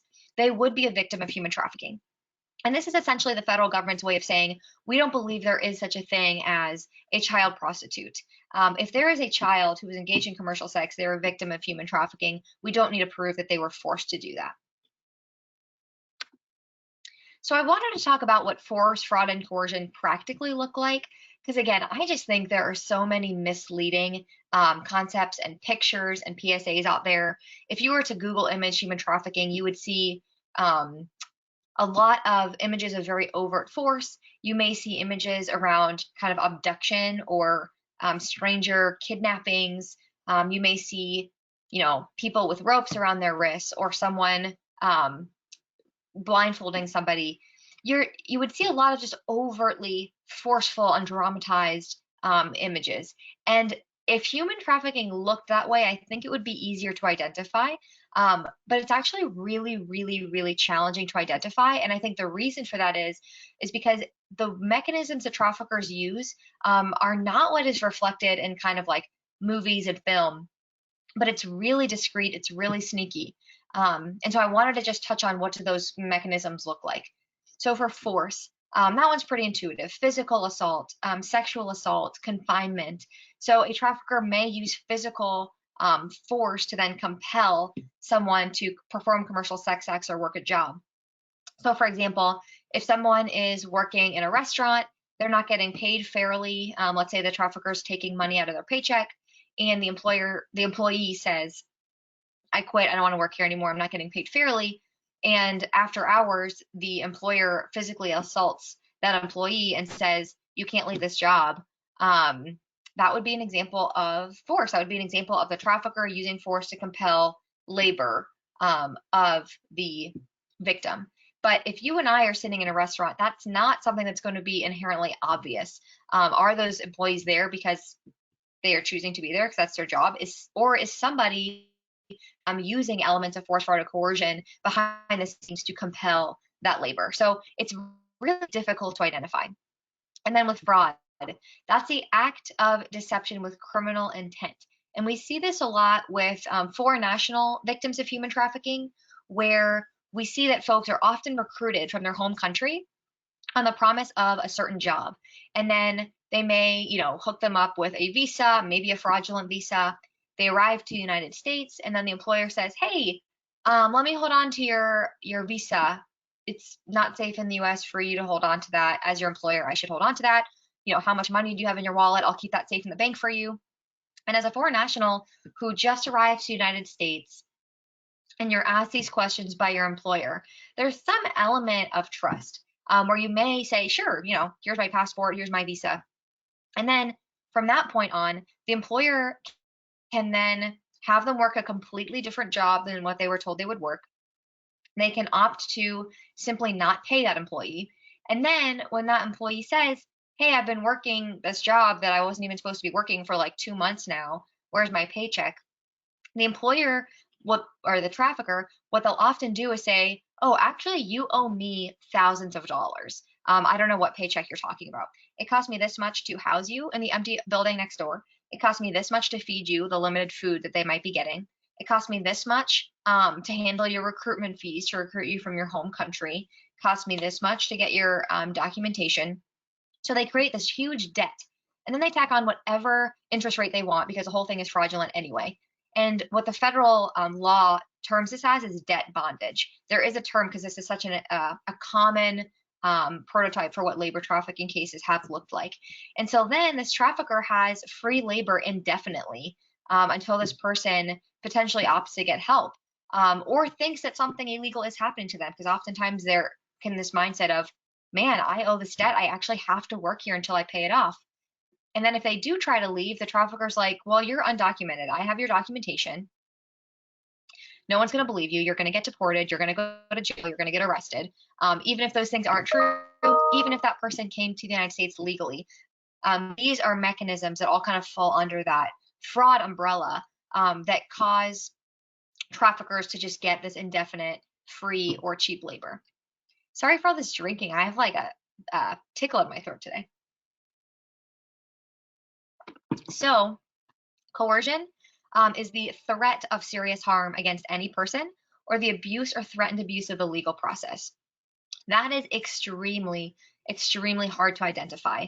Coercion doesn't require any physical harm whatsoever. That is just a threat of harm. So, for example, if you have an individual who is performing commercial sex acts and a third party is saying, if you do not perform this commercial sex acts, I will hurt your family or I will hurt you. That's human trafficking. I've never met a survivor of human trafficking that did not experience physical violence. But what I would say is just to tick that box of, yep, that's a trafficking case. Violence does not need to occur. Force does not need to occur. Simply a threat that can then coerce that person into performing commercial sex acts for the profit of that trafficker. And there's one case that really set a precedent. It was a case in which there was an adult woman who was addicted to heroin, and her drug dealer would feed her heroin addiction, and he would give her heroin if she met a certain quota of money from providing commercial sex acts. So she would go perform commercial sex acts, and then once she brought enough money back, the trafficker would give her that next fix of heroin. And in court, you would think that the jury would look at this and say, okay, that's two people doing illegal activities. That woman, is prostituting, that's illegal. Using heroin, that's illegal. But you would not necessarily maybe at first glance think that's a victim of human trafficking. But in this case, they were actually able to demonstrate that this was in fact a case of human trafficking, because she was addicted to heroin. And when you're addicted to heroin and you are going through withdrawal, it just literally feels like you're dying. And so by the trafficker threatening to withhold heroin means that he is threatening to cause her severe withdrawal symptoms, which is a threat of serious harm inherently. And he was doing that so that she would perform commercial sex acts for his profit. And so they were able to demonstrate this as a trafficking case. He was charged and convicted and sentenced on trafficking in persons charges, and she didn't even have to testify in court because she was really in no position to do so because of the immense trauma that comes as a result of human trafficking, the drug use. They were able to just look at text messages of her saying, please, I need a next fix, and him saying, no, not until you do, X, Y, and Z. So previously, maybe, that person may have been viewed as a prostitute, gone in and out of the justice system, jail, prison. But when we dig deeper and we look at, okay, what's really going on? Why is she performing commercial sex acts? Who is compelling her to do that? We're able to see a completely new paradigm in which she's actually a victim of crime. She's being exploited. And this trafficker is doing a whole lot more than supplying drugs. He's actually trafficking and compelling this person to perform commercial sex acts. And so I wanted to just emphasize those elements because, again, they are just really hard to identify, and that's why training is so important. So, nature and scope of human trafficking. I wanted to go over some data that we have. There's not a lot of great data around human trafficking just for a lot of reasons. It's an underreported crime. Different folks may have different definitions, so there's just inconsistent reporting. But the one stat I like to share is from the International Labor Organization, and they estimate that there's about 24.8 million victims of human trafficking in the world. An estimated 20 million of those are victims of labor trafficking, so folks caught in just different work venues, likely with less labor protections, mining, agriculture, domestic service, brick kilns, and then an estimated 4.8 million victims of sex trafficking in the world. And if you're interested just broadly in learning more about the global scope and kind of global dynamics, every year the U.S. Department of State puts out a trafficking in persons report, and it grades every country on their response to human trafficking. But of course, since we're doing a very Ohio focus, I'm not going to touch too much on the international dimension. We'll focus on national and local. But if you do want to learn more, you absolutely can through the U.S. Department of State. Okay, so national and local data. So oftentimes folks say Ohio has the 5th worst human trafficking problem in the country. And when folks say that, they're looking at the National Human Trafficking Hotline data. National Hotline data, again, almost every state has a protocol in which anytime we do a training for law enforcement, community members, hospital, like healthcare professionals, whomever, the protocol is report potential instances of trafficking to the national hotline. So they absolutely are a wealth of human trafficking knowledge, data, because they are receiving all of those tips, and just kind of context for what does it look like in the United States. And so they put a lot of their information on their website, like I mentioned earlier. And for the last few years, Ohio has reported the 5th highest number of human trafficking cases to the National Human Trafficking Hotline. And that's after California, Texas, Florida, and New York. And they all have, a lot more people than we do. And so people do take this and they say, okay, we have the 5th worst problem. I would venture to say we don't necessarily have sufficient information to say that we have the worst problem compared to other states for a few reasons. One is this isn't standardized per capita. And so when you run the data and you standardize number of cases per population, Ohio would actually be 8th. So we would drop down a bit. But what I would also say is having a ton of cases reported to the national hotline is potentially more indicative of the awareness of community members who are calling the hotline to report.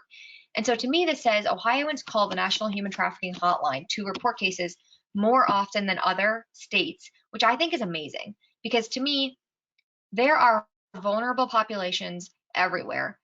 There is demand for commercial sex everywhere. And if awareness kind of evened out across the country and our response systems evened out, if everybody had equal access and information regarding the National Human Trafficking Hotline, I think the data per capita would actually even out.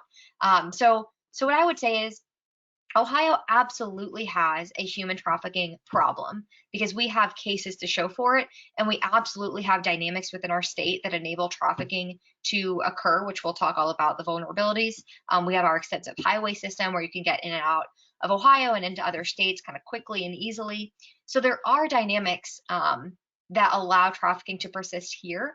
However, I would also say, good job, Ohio, for reporting human trafficking cases when you see it and knowing that National Human Trafficking Hotline number. And then for 2019's Human Trafficking Hotline data, I checked their 2020 data is not up yet. So I'll update this whenever they get it. But in 2019, most of our reported cases are sex trafficking cases. So including illicit massage businesses, which I'll touch on, and then residence-based prostitution, and then 44 of those cases were labor trafficking cases. Most frequently reported were domestic work, so domestic service, and agriculture. Who are we missing based on that data? So based on the types of cases that are reported to the national hotline, labor trafficking accounts for 11% of those cases nationally. But we also know that 80% of human trafficking globally is labor trafficking. That's a really big discrepancy. I know the slide doesn't make perfect sense just because I'm conflating the international number with our national number, but I would venture to say that we're probably under-identifying labor trafficking to some extent. And I think the reason for that is it's often occurring in legitimate work venues. And so with sex trafficking, if you're seeing prostitution, especially involving a minor, illegal. So that kind of opens the door automatically for something's not right here, there is a crime occurring. And anything that involves commercial sex, there's that element of, is this all legal and above board? So if you see any of those indicators, there's kind of an automatic like, okay, maybe we look into this situation. But with labor trafficking, there really isn't that entry point because it's happening in legit work venues. So we're talking about health and beauty, outdoor solicitation. Outdoor solicitation is related to sex trafficking. Domestic service, traveling sales crews, that's what I was referring to. So folks who go door to door and sell candy and magazines, restaurants and food service, healthcare, which is largely in-home healthcare, agriculture, construction, hotels and hospitality, landscaping. So there's all kinds of legitimate work venues, and I think that's one of the reasons why it's so under-identified, is because it's happening in locations where there isn't necessarily suspicion of crime. So human trafficking in Ohio. So I'm going to zoom in a bit on who are traffickers, what are the vulnerabilities, and I'll go over some sample cases. So Maria, Ohio, hold on one second. really Maria, somebody just logged on. If you could please make sure you mute your phone. Everybody, please make sure you mute your phone. We had 2 more people kind of log on. So sorry, Maria. No, all good. Thank you. So who are traffickers? There is no profile for a trafficker. Traffickers are anybody using force, fraud, or coercion to compel the service of others for profit. And so in Ohio, traffickers have been pimps. So we see pimp-controlled prostitution. Parents and guardians, which is a really, really sad overlap with the drug problem that we have. And again, I'll touch on a sample case a little bit later on. Caregivers, businesses, domestic employers, seasonal farm employers. There is that vulnerability if a worker's visa is tied to their place of employment. then that employer may be able to exploit that person and say, well, if you leave this job, you'll get deported or whatever, and use different elements of fraud and coercion. Men and women. I think there's kind of this inherent assumption that traffickers are men. A lot of women have been convicted of trafficking in persons in Ohio. So there really isn't a profile. I would too say on the note of women, oftentimes when traffickers are trying to recruit a victim or groom a victim, oftentimes women might be part of that process, because if you're trying to build a relationship with a minor, it may build trust much more quickly if there is a woman involved in that relationship, just as what they may assume is a more trusting person. So just to emphasize, men and women, and gangs. So again, no profile.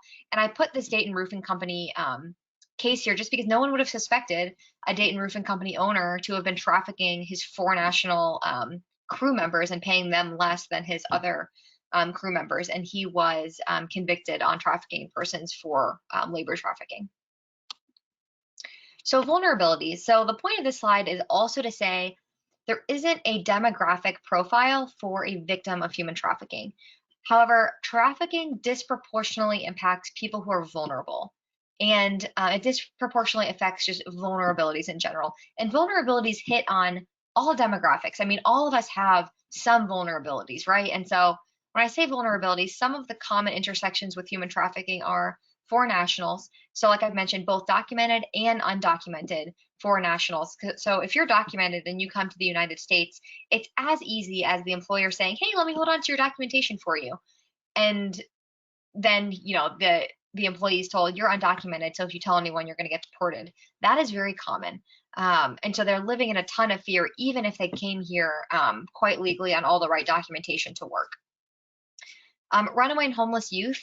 I really can't overstate the vulnerability of this population. In fact, the National Center for Missing and Exploited Children tracks child sex trafficking along with missing children, and they estimate that 1 in 6 missing kids are subsequently trafficked for sex each year, which is a really big overlap, and that's a pretty modest estimate. And many more than that are at least recruited, even if they aren't ended up subsequently trafficked. And the reason for that is that runaway and homeless youth, they often have a lot of just unmet needs. They're probably running away from home for a reason, whether it is sexual abuse, physical abuse, neglect, drug and alcohol use in the home. There are all these factors that result in that child running away from home, or potentially being involved in the juvenile justice system, in the foster care system, being in custody of the state. These are kids with unmet needs.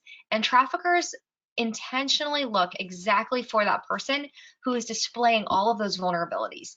I would say stranger abduction almost never happens for the purposes of human trafficking. Rather, it's a very slow and intentional recruitment process where traffickers look for that vulnerable young person who they know has unmet emotional needs, unmet physical needs, and they come alongside them and they provide all of those needs. They meet all those needs. If you have that 16-year-old girl who's experienced abuse in her home and hasn't been told that she's loved and valued, and she's run away from home, and this guy is seeing all these vulnerabilities, and he comes up alongside her and tells her that she's really pretty, she has a nice smile, that she's funny, that's going to build trust really quickly. It is going to fill all kinds of emotional needs that just haven't been filled up until that point. And that is the point. Traffickers know that. They see it from a mile away. They intentionally go in pursuit, and they meet those needs.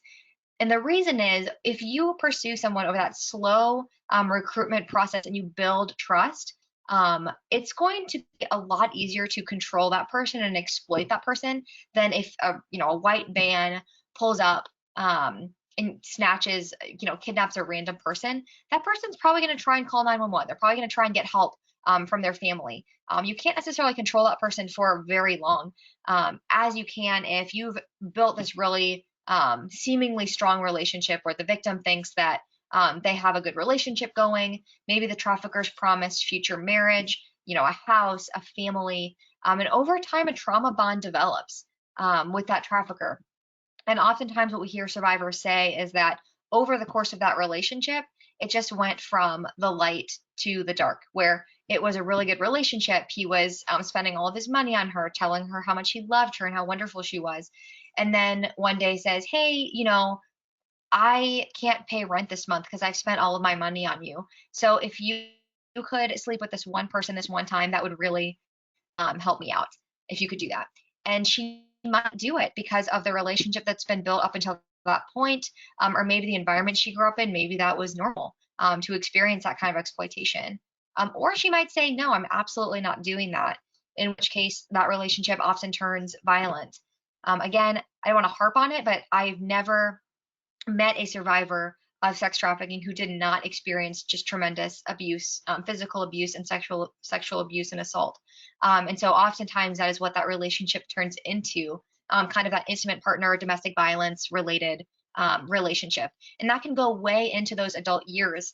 That trauma bond can take them, to the point where they're 30, 35 years old and they're in and out of jail on prostitution charges.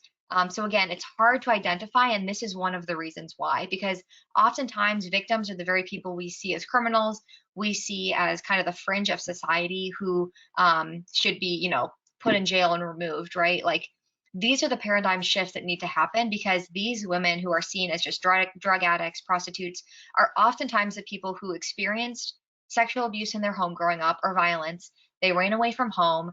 Trafficker spotted their vulnerabilities, built a relationship, and then exploited them. And now we need to be in a position where we're able to look beneath the surface and see that exploitation rather than just, casting judgment and seeing people as criminals in our society. Individuals with drug addictions, another really big vulnerability. And so traffickers may often seek out someone who has an existing drug addiction if they're able to feed that and control that. Because if you can control somebody's drug addiction, you can likely control them to, or you can likely cause them to do all kinds of things. So like that sample case I shared earlier, if you can say you're not going to get this next fix until you do what I tell you to do, that absolutely can control a person into performing labor or commercial sex.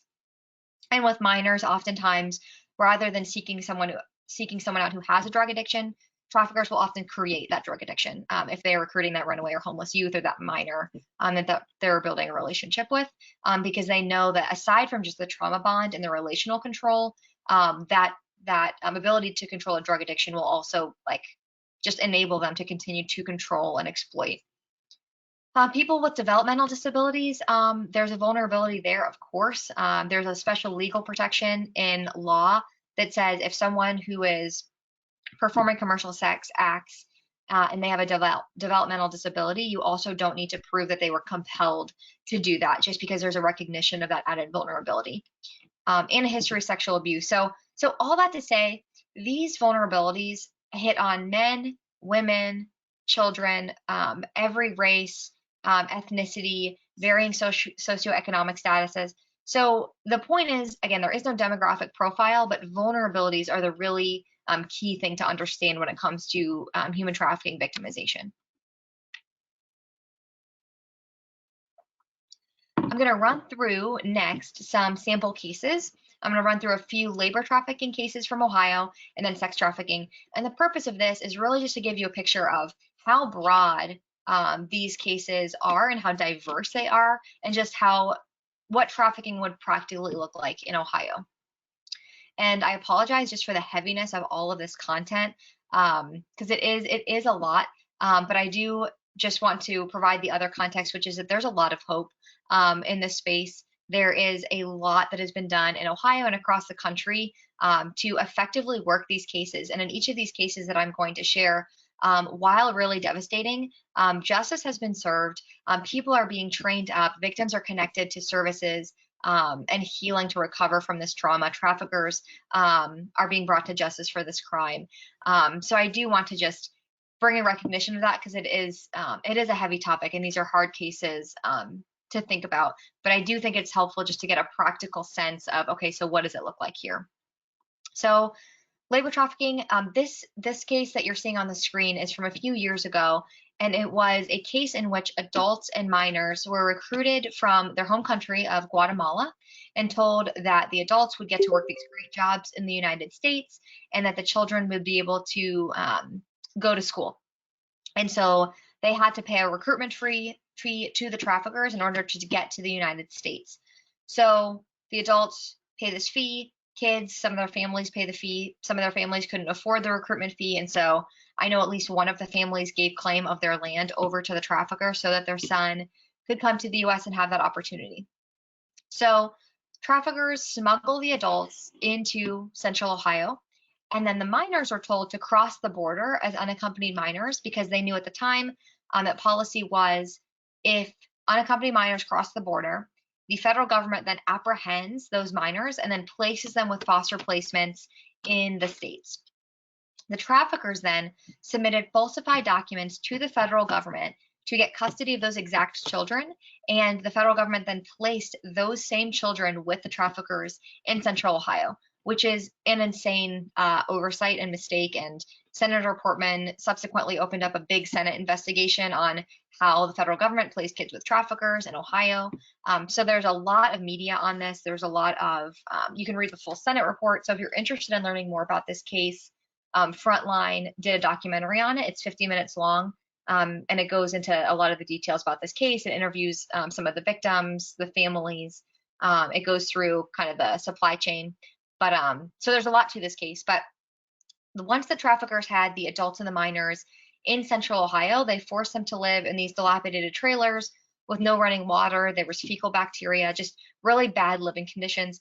Then they would bus them to and from a egg farm where they would vaccinate chickens, de-veat chickens for many hours a day, 7 days a week.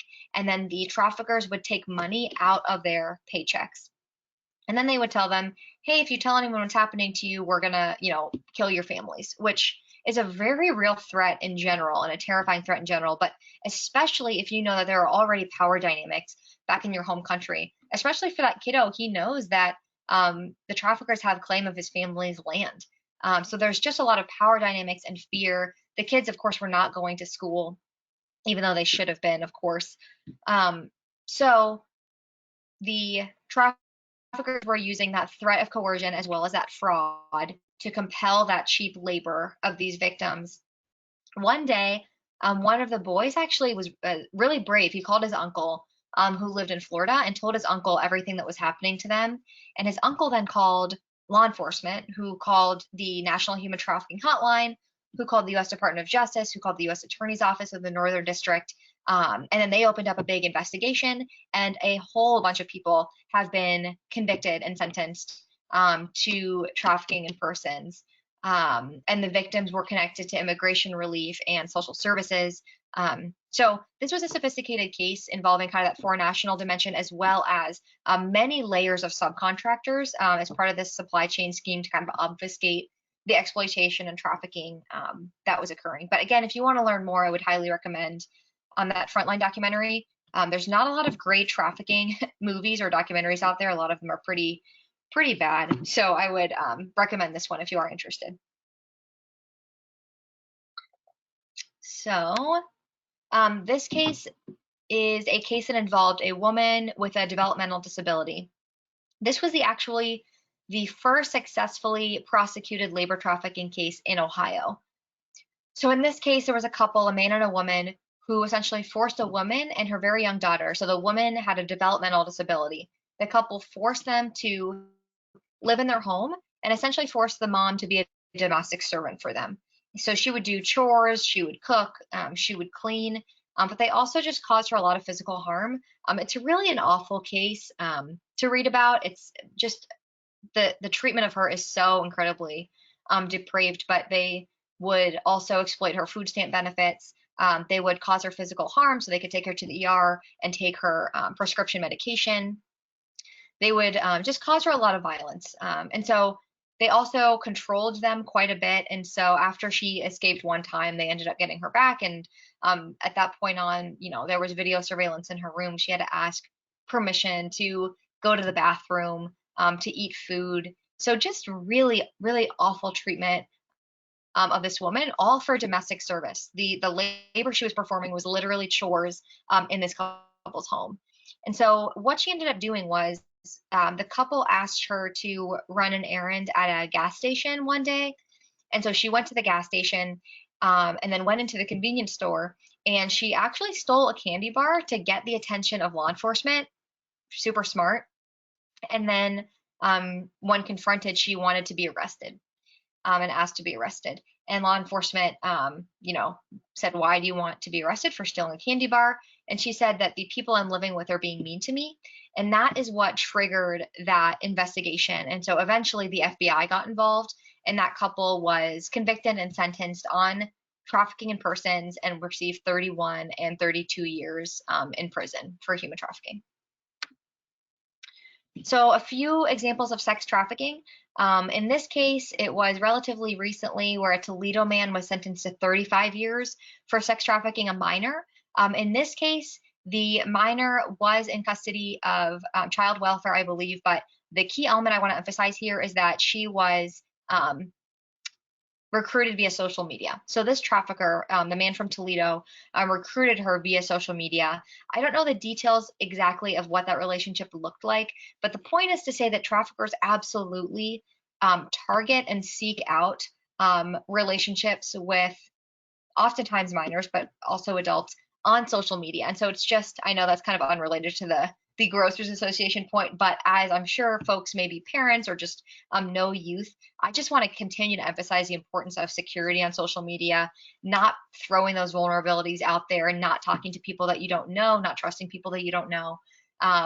Because, there's an FBI special agent who was recently asked, where are hotbeds for human trafficking? And she said anywhere where you have internet connection is a hotbed for human trafficking, because they're absolutely on there. And so in this case, this minor was engaging with this trafficker on social media, and she eventually ran away from home and met up with this guy.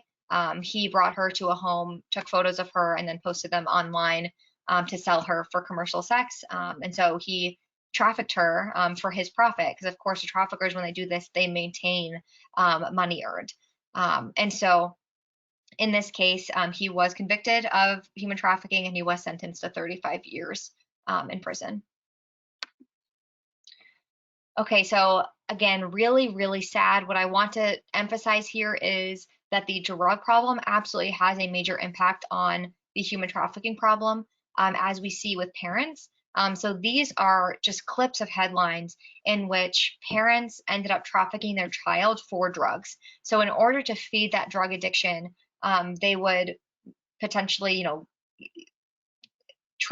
traffic out their child, and the profit was that drug. So when I say that profit could be anything of value, with these familial trafficking cases throughout Ohio, oftentimes that form of profit is drugs. And so there are various stories out there. In Hamilton County, for example, this mom was sentenced to 51 years to life in prison for endangering her child and trafficking her. And I think before we had a trafficking law, who knows how we would have tried these cases, whether, child endangerment. But now we're able to see that if you look at the elements of the crime, that is human trafficking. That is the commercial sexual exploitation of a minor, which we know is trafficking. And so that is why these cases are tried in this way, and why the convictions look the way they do, and why the sentences look the way that they do. Really quick, I wanted to touch on illicit massage businesses. I'm sure folks on this call are from different parts of the state, and different parts of the state have them, some don't. It depends who I'm talking to. But if you do have them, you probably know there's probably a bell going off. But there are quite a few illicit massage businesses throughout Ohio and throughout the country, in which oftentimes Chinese national women are recruited from their home country, told they'll work a certain job, whether massage or any other items in like the health, beauty industry, or maybe in a hotel. They're told they're going to work a certain job. But then when they arrive, they are placed in these illicit massage businesses and then told that they are going to be required to perform commercial sex acts for the clients in addition to providing massage, because commercial sex is a lot more lucrative than massage. And so we're seeing these businesses pop up all over the place. In this specific case, there were 18 victims identified as part of this investigation. They were all women from China with very limited English. They were forced to live in the massage businesses, sleep on the massage tables. And I would say, if you ever suspect trafficking within one of these massage businesses, I would just encourage you to call the National Human Trafficking Hotline. There's a lot of work being done in the law enforcement community, in the licensing community, at the national level, to really do a good job of responding to these and getting these victims access to services, and then holding these business owners accountable. So I would encourage you to, if you see something that doesn't look right here, I would report. And by not look right, I mean, are they open all the time? Are all the clients men? Does it seem like the victims are living on site, or are they brought to and from work every day? Are they dressed inappropriately? Do you see any evidence, indicating commercial sex? All of these could be red flags, or some of them are really obvious, and they just post reviews, on Google so that you can read like what kind of services people are getting in these massage businesses. So there's all kinds of ways to see whether or not something sketchy is occurring. But if you see something, I would just encourage you to report that information. So signs and indicators. I think what's most important to know is the dynamics of the crime. I would say what's most helpful in aiding in your identification of potential victims is everything we talked about prior to this point. Just because there really isn't a perfect checklist. There isn't a box you can tick that's like, okay, these 3 things are true, it's human trafficking, because it's so complex. It's so complex, and we see from just the broad array of cases that it just doesn't look like one certain thing. So these signs and indicators I put because I think they do serve a purpose. They are helpful, but I think we just can't cling too tightly to them. And so signs and indicators, so some common work and living conditions. The person in question is living and working on site. They are not free to leave or come as they wish. Under 18 and providing commercial sex, there is your only like clear checkbox of okay, criminal trafficking. Is unpaid, paid very little, or paid only through tips. That's kind of a key note is if someone's getting paid, if they're receiving a paycheck every 2 weeks, they still might be a human trafficking victim. So just because they're getting a paycheck doesn't mean they're not. Because if you look back at that original AMP model that defines trafficking, we know that what makes trafficking unique is that that employee is forced or compelled to work that job. And so the trafficker could just be taking money out of their paycheck, but so that person's getting paid, but at the end of the day, they can't leave their job because they're being compelled to work there. They can't leave for fear of harm or retaliation. Works excessively long or unusual hours, not allowed breaks, suffers unusual restrictions, owes a large debt, is unable to pay it off. Again, that element of debt bondage is very common. Was recruited through false promises concerning the nature and conditions of their work. And high security measures. Does it seem like the security is meant to keep people inside of a workplace rather than keeping people out like traditional security?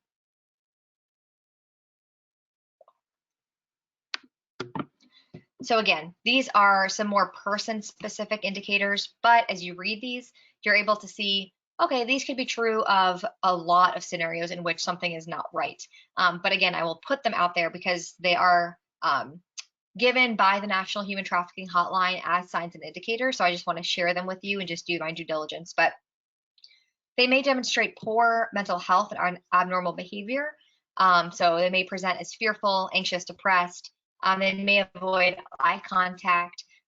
They may be fearful if you bring up law enforcement, because while they're enduring exploitation, at the end of the day, they're probably trying to avoid retribution and violence from their trafficker, not necessarily to get help from law enforcement. One of the first human trafficking trainings that I went to in this job was presented by an FBI special agent from Cleveland who was on the anti-trafficking task force and I think crimes against children. He shared a story about the first sting operation that he participated in as an FBI agent. And they had done the whole back-end investigation. They were able to do a sting to get a guy who was an incredibly violent pimp, and he was trafficking a minor for sex.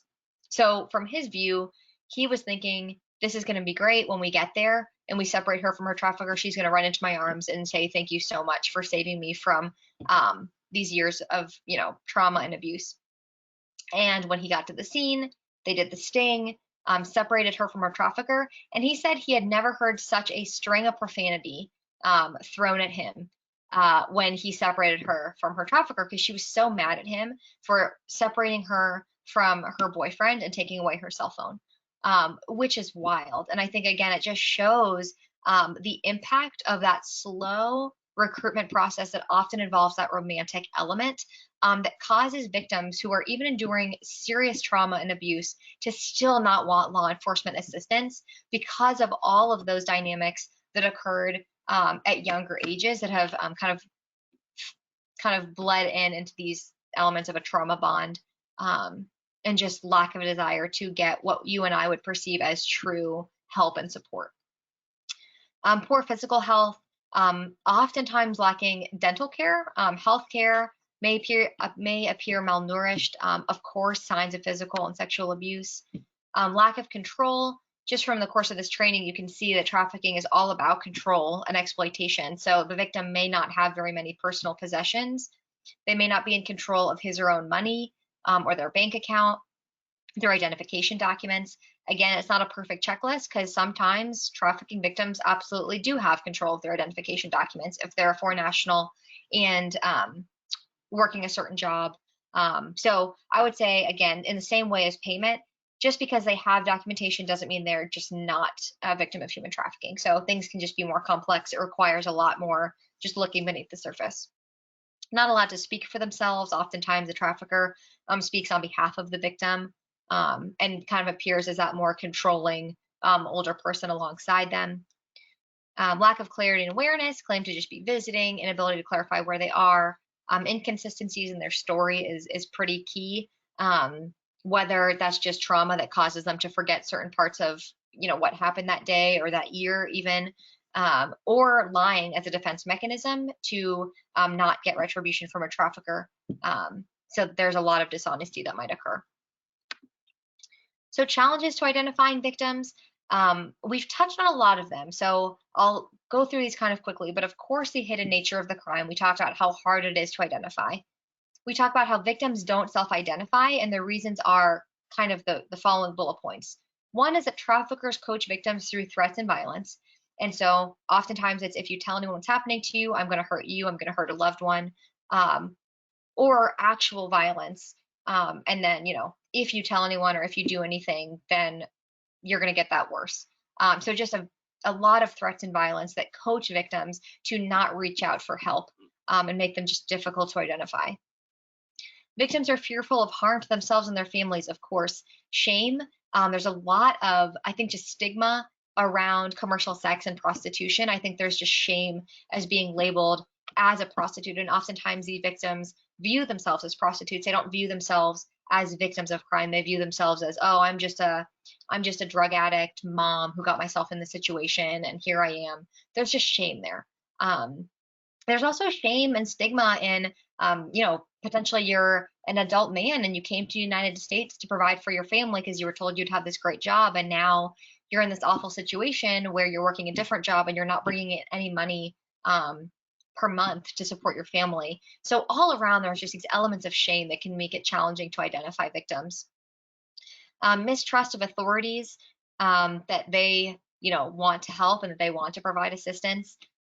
They may feel honor bound to pay off debts, again, because of that debt bondage. They may not view it as a crime. They may view it as, crap, I got myself in a terrible situation. How am I ever going to pay $50,000 to this person when I bring in $0 a week and the debt just keeps getting bigger? They may just feel honor bound to pay that off. And so that can be a really big vulnerability where, again, they don't view themselves as a victim. They view themselves as stupid. They view themselves as, I'm so dumb for getting myself in this situation. And then they have free labor indefinitely. Lack of understanding by the community. Again, PSAs, posters, movies, just present something very different. And because of that, we are looking for, potentially people who were, kidnapped by strangers, or we look at these viral Facebook posts about someone who talked to them at Polaris Mall who seemed weird. And then we're missing all of these vulnerable communities. We're missing the prostitute. We are missing the person who's addicted to drugs. We are missing that runaway youth who's really hard to deal with. That's because of the trauma that she has endured. We're missing the documented and undocumented foreign nationals who are working in labor venues with less legal protections and labor protections. So I think lack of understanding can be a really big barrier and causes us to completely miss the exact victims that we're trying to look for. And language barriers, of course, especially with like those illicit massage businesses. When law enforcement goes in, and tries to do an investigation and no one speaks English, that can be really challenging of, okay, so who's trafficking? Who are the victims? That's a big barrier as well. So how to get involved? What I want to say is definitely memorize the National Human Trafficking Hotline number or put it in your phone so that you can access it quickly. So it's actually really easy to memorize. If you put that second 7 in the middle, it's 888-3737-888, or you can text Be Free to report potential trafficking tips. And that's what I would encourage is even if you don't have a ton of information, you might be the 3rd, 4th, 5th person who's called with information that could be helpful. And of course, if you suspect immediate danger, you know, obviously call 911, as you guys know. But the national hotline can be helpful just to fill information and say, hey, here's what I'm seeing. I wanted to, you know, flag this, report it. So I would use the national hotline absolutely as a resource for you to provide assistance. If you're actually engaging with someone and you're talking to someone because they're, you know, alone and you feel that it's safe and you may suspect that something's maybe not okay, I would just engage in that conversation with kindness. When I talk to survivors of human trafficking and people say, what can we have done to help you? Oftentimes what they say is, be kind. I know it seems crazy and simple, but they just remember every awful word that someone said to them. They remember every put down, every insult. They remember no one asking them if they were okay for years of their life throughout exploitation. And at the same time, they always cite in these trainings and these presentations, they always remember that person who showed kindness to them. And that person who there may be some rapport with could be the very person that they disclose to and want, you know, to go to for help. And so I would say engage with kindness, you know, simply asking, you know, are you okay? How's your day going? Is there anything I can do to help you? Would you like some water? Would you like a sandwich? Those are the exact things that when asked, survivors say, these are the things that maybe would have helped me. So it wouldn't be a training if I didn't do my due diligence to say, what have survivors of trafficking actually recommended to folks? And then I would also say, if they don't want you to call the national hotline and they don't want to report anything, you can always just give them the National Human Trafficking Hotline number and you can provide it to them and say, hey, if you ever want to get help, you can call this phone number and get assistance. So that's what I would say about reporting in the national hotline. I would also encourage you, if you're interested in getting involved in local anti-trafficking efforts, to get involved with your local anti-human trafficking coalition. This map is on our website at humantrafficking.ohio.gov. So you can go to our website, click on your region, and get involved in that local work. Anyone is welcome to those. So thank you so much. I think I see, I'm going to click on the chat box to see if you have questions. But if you have questions, please feel free to put them in the chat. I know I have like 1 minute left, but if there are other questions, I'd be happy to answer them. And in the meantime, I see, so I don't see grocery stores on your list. Do you believe we are or are not an industry to watch? Great question. Thank you so much for asking that. I do think it's an industry to watch. And what's interesting about that list, the typology of modern day slavery, is that that's based on what is frequently reported to the national hotline. And what I think is most frequently reported is what is most identified, and what's most identified is potentially what's most easy to identify. And so you'll see, like from Ohio's cases, what we most report is illicit massage businesses. And that's not necessarily because illicit massage is most common. I think it's because they're pretty obvious. And so people just call and report them very often. But I would absolutely say that in any of these work venues, there is that vulnerability of human trafficking. We just haven't done a great job of identifying it. So I would say it is an industry to watch. Have there been any case closure due to tips from grocers or shoplifting incidents linked to sex trafficking through? Yes. So great question. Yes. What I would say to that is it is very, so if you look at all the associated charges, I'm so glad you asked that because I should have put that because that's such a good question. If you look at the other charges that women who have been trafficked have on their criminal record, it is very, very, very common to have shoplifting. So I'm really glad you put that there because in Ohio law, we allow survivors of human trafficking to get parts of their records expunged So it's like it never happened. And when you look at all the other charges that they have, absolutely shoplifting. And so whether that's shoplifting for their own ability to continue to survive, or oftentimes traffickers will compel victims into other criminal behavior. And so oftentimes they'll be told to steal stuff at food stores, which is again why the trafficking victims are always the one with the criminal charges and the traffickers aren't, because they're controlling and telling the victims what to do. So oftentimes, yes, they absolutely are shoplifting, and they're absolutely very frequently linked to sex trafficking cases and to the criminal records of sex trafficking victims. So thank you for asking that. I have a question. So I know that you keep saying women, and I heard you say one time a man. So what is the ratio, of the men and the women that are affected? Yeah, that's a great question. So unfortunately, we don't have a lot of great data. So I don't have a very data-driven answer. And if I did, it would likely kind of be inaccurate. So what I would say, just based on what we do have, is that the vast majority of sex trafficking cases involve female victims. But when we talk about minors, there are also plenty of boys who have been victims of sex trafficking. So I would say when it comes to adults, typically female. With children, male and female. I think male, again, the data is hard because I think they're just under-identified as well. But we have identified male victims of trafficking, and I've noticed that in cities and states who do a more concerted effort to identify boys, they've identified quite a lot. There's a law enforcement task force in Texas where boys comprise a big portion, almost 50% of their caseload of minor victims. So with sex trafficking, I would say that. With labor trafficking, all across the board, men, women, boys, girls. We don't probably have enough identified cases for me to give this is kind of a percent of what we're seeing in an accurate way. But I would say, based on what we do know, all demographics for those. So hopefully but I know it's not super helpful because of lack of data, but hopefully it's helpful. No, your presentation was amazing. Kristen, you want to chime in? That was, you don't really understand a lot of it. And I think it was a great analyst of kind of the overview of everything.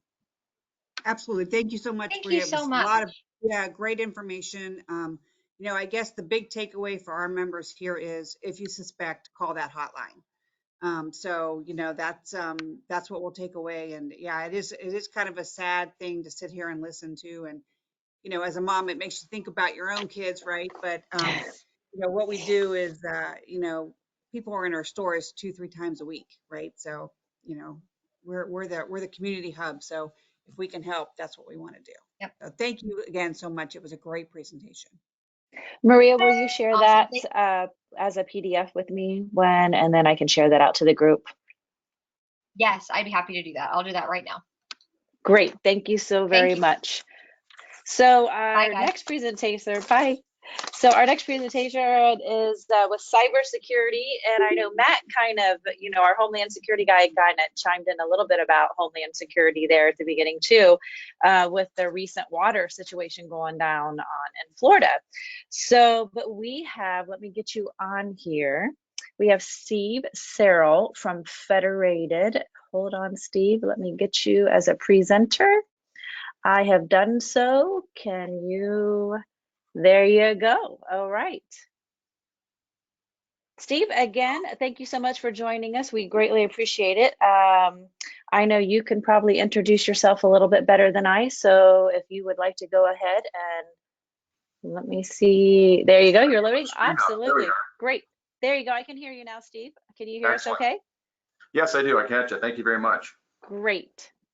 Good morning, everybody. My name is Steve Searle. I'm with Federated Insurance, and I'm trying to get my software to work here. Hold tight, please. I see your presentation. It says cyber risk management is on the screen. That is correct. There we go. There you go.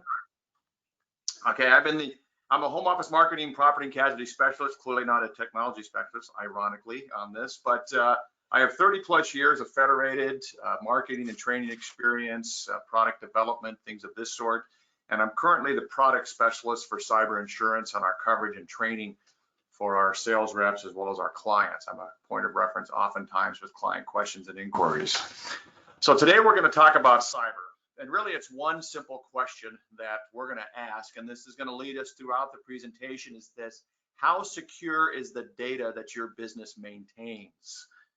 And that one question leads to a series of other questions, including, we're talking about whose data are we talking about? Are we talking about employee records?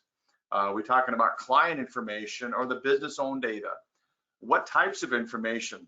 We're talking about social security numbers, date of birth, mother's maiden name, driver's license, payroll, insurance information.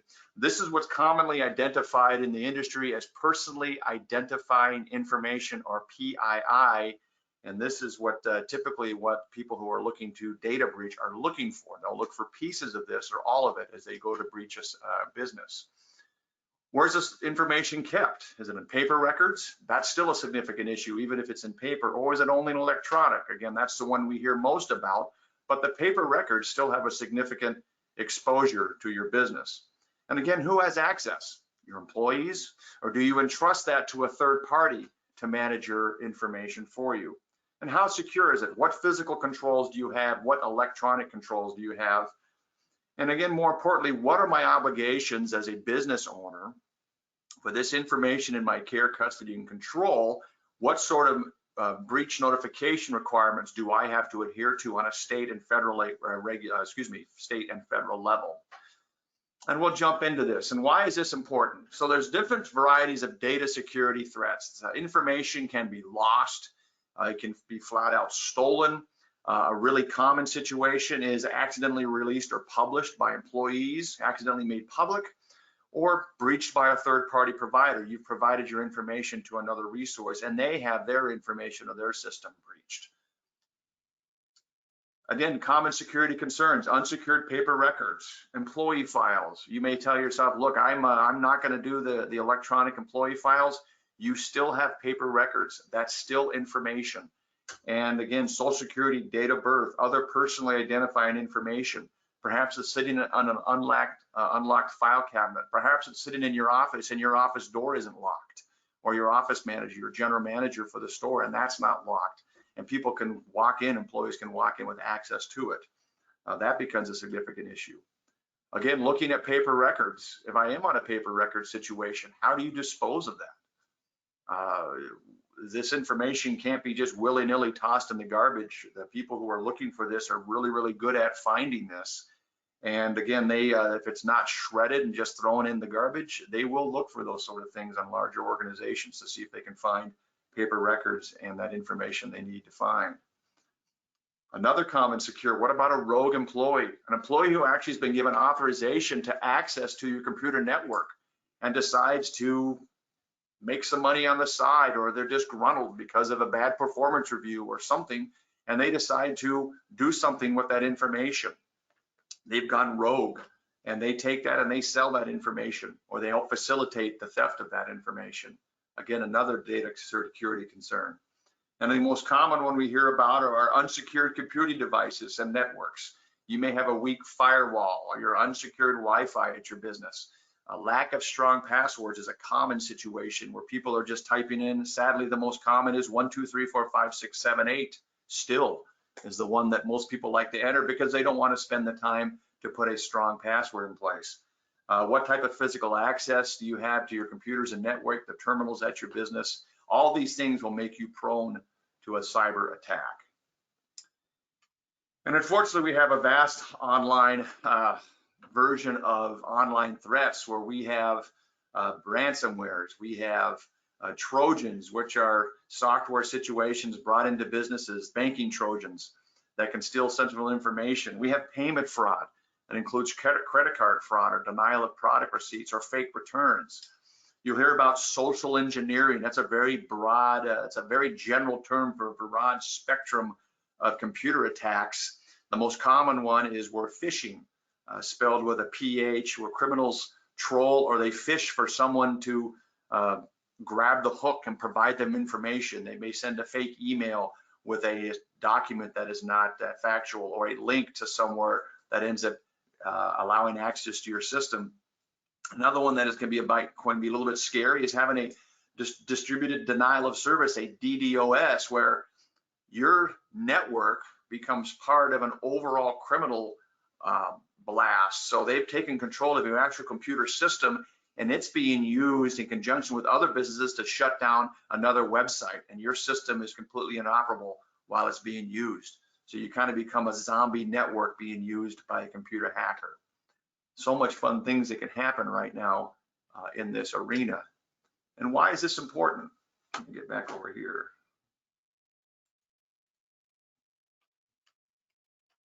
No, we're not moving again. Here we go. So why is it such a big deal? Well, it makes the news, folks. It really does make the news. You know, big cyber attacks and data breaches make headlines. They're in the paper, they're in the internet. If you're in a local business and it's determined that you've been hacked, that's not really good public relations situation, and the public awareness is higher than ever. There's a certain amount of trust we give to a business and each other with our information. And so the breach of that information is a very big challenge from a public relations perspective to recover from. Some studies say that you can see a 60% decrease, if you will, in public relations, and business will drop because of a breach of your business information that impacts your business that much. And again, there's liability concerns. You're potentially being sued because you did not protect your customers' information adequately enough. So what does this all mean? I just got some statistics on this. Going back, and these get updated daily, but this is from potentially, I think this is 2 years ago. 29% of small companies have experienced at least one data breach, 29%. All 50 states have a data breach law and require notification, every one in the country. And 21 states have IT security standards. California has adopted some of the strictest IT security standards in the country. It's akin to what they have in Europe. Expect that might work its way across the country as far as obligation and what you do with your customers' information. Some of the biggest hurdles that we hear from business owners is lack of a plan, an absolute lack of a plan, a cyber response plan. Very similar to, what are you going to do if you have a fire? Who do you call? What are you going to do if there's a hurricane? Who do you call? Workers' compensation claim, who do you call? You have to have a same plan for a cyber response. Lack of knowledge of the issue and the exposure, and lack of resources, not knowing who to call. Other considerations, 75% of businesses spend over $100,000 to address a data breach. And that data breach information means that's actually responding to and sending letters of notification. If you've ever received a letter from a major company, GMAC, Target, whoever, some of these larger companies, even a bank, that says that we've had a breach and your information may or may not have been compromised, and they provide a monitoring service. That all comes out of the business pocket. Okay, that's a response expense. And again, here's that percentage, 65% reported a negative impact. What's even scarier is the primary causes. We like to think it's going to be a data breach that occurred because of an outside source, but the most common cause is an employee mistake. And by employee mistake, that means an employee, it's not like they just left a file out. They clicked on something they shouldn't have clicked on. They opened a file they shouldn't have opened, and that allowed access to the computer network system. Some other statistics with regards to computer attacks. This is non-data breach. This is a straight up computer attack. 53% of businesses have indicated they've had some sort of computer attack where they've literally just shut down the company, or they put a malware in there, and maybe they didn't jeopardize information, but they closed down the business, maybe shut them down for 2 weeks. Of those, they've had a data loss, 60% had data loss, 55% had a business interruption. Can your business operate without ringing up the registers and without backing up your information? And again, some of the major cyber attack causes are malware and viruses and the DDoS. And then we have our very favorite ransomware, what we call cyber extortion in the business, where typically they're looking for some sort of virtual currency. We've probably all heard now of Bitcoin. Virtual currency is the coin of the realm in the cyber extortion world, and that's what they're typically wanting to use and have when you have to pay off an extortion situation. And more than a third of hacked businesses spend over $50,000 just to respond to a cyber attack, typically just some sort of cyber extortion or ransomware situation. So what we're talking about here is cyber resilience, and that's the term they like to use now, cyber resilience, and that is the business's ability to prepare for, respond to, and recover from a cyber attack. Cyber resilience is what we're looking at here, and as we go through the rest of us, we'll talk about the steps you can do and what you can do as a business owner to prep yourself for that. So best practices, this is from taken from the FTC site. And we're breaking it down to the steps are that you need to know it. You need to know what personal information is in your files and on your computers. You need to inventory that and go through where you track it, what information are you gathering. You need to scale it. You only keep the information that you need for the business. If it's not necessary, don't ask for it, don't keep it. Lock it. Protect that information, all the information that you keep it in some sort of format that is not easily accessible. Destroy it. Properly dispose of what you no longer need. Plan it, again, cyber resilience, plan ahead to respond to the cybersecurities, know who you should be calling, know what you need to do with your network, know what resources you have at your fingertips. And most importantly, because we looked at that percentage statistic where 68% were caused by employee error, educate your employees on cyber exposures and best practices. So let's walk through these steps one by one. Identify sensitive information. You need to inventory all devices, all objects, all files where sensitive data is kept, and track that as it goes through your business. Who sends you information? Are you getting information? Perhaps you have a payroll provider that sends you information, or you're sending them information. How does your business receive it? Is it paper? Is it electronic? How is it collected at each entry point? Where do you keep that collected information? On what network? Is it on network only? Is it backed up? Do you provide it to a third-party provider? And then identify in your company who has or could have access to that information. You need to really pay attention to how you keep it. So that's point one, is just making that inventory list of what am I gathering and is it applicable to what I need for? Where does it come from? Where do I store it? So that's step number one. Our next step is really, again, we talked about limit it, scaling it back. Use key points on this is to use social security numbers only when they're required for purposes. If you don't need it, don't take it, don't get it. And if your business uses any form of mobile app, you may have a mobile app that does online delivery. They may be ordering online for curbside pickup. Make sure that app only accesses the data it needs. If you've developed it or if you've gone through a third-party provider to develop that, you want to make sure that they are not gathering information from your clients that is not absolutely necessary to that transaction. Additionally, do not keep customer credit card information unless you have a business need for it. And as always, we mentioned scale back access to data. Okay, general managers, perhaps managers, but beyond that, really need to make a determination who needs that, who needs to have that information. Physical security. Any paper documents, files, thumb drives, and any backup files and folders or drives need to be stored in a locked room or in a locked file cabinet, preferably a fire-safe one that's rated for 4 or 5 hours. Okay, make something that's actually secure. You need to access that limit to the employees. Any files containing that personally identified information, you should be kept in those locked file cabinets, except when an employee is working on a file. Perhaps a supervisor is doing a performance review, needs information for that. They would need to access that file and essentially check it out for all intents and purposes for that one purpose. Never leave sensitive papers out on a desk when away. Okay, so if you take it and they're going to walk away, they're going to use the facility, or there's a question on the floor, they have to go down to the grocery floor, you want to make sure that supervisor or manager or yourself, you take it and you put that back in the file and you lock it and then access it again when it comes back. And again, make sure you're disposing that by shredding those paper files. Wireless security. Ensure you're using the WPA2 encryption or higher. There's two different formats. There's WEP and WPA. WPA2 is a second generation. That's the most commonly used. The chances that your business is using something less than that is pretty slim, but make sure you're using a WPA encryption or better. That stands for wireless protected access.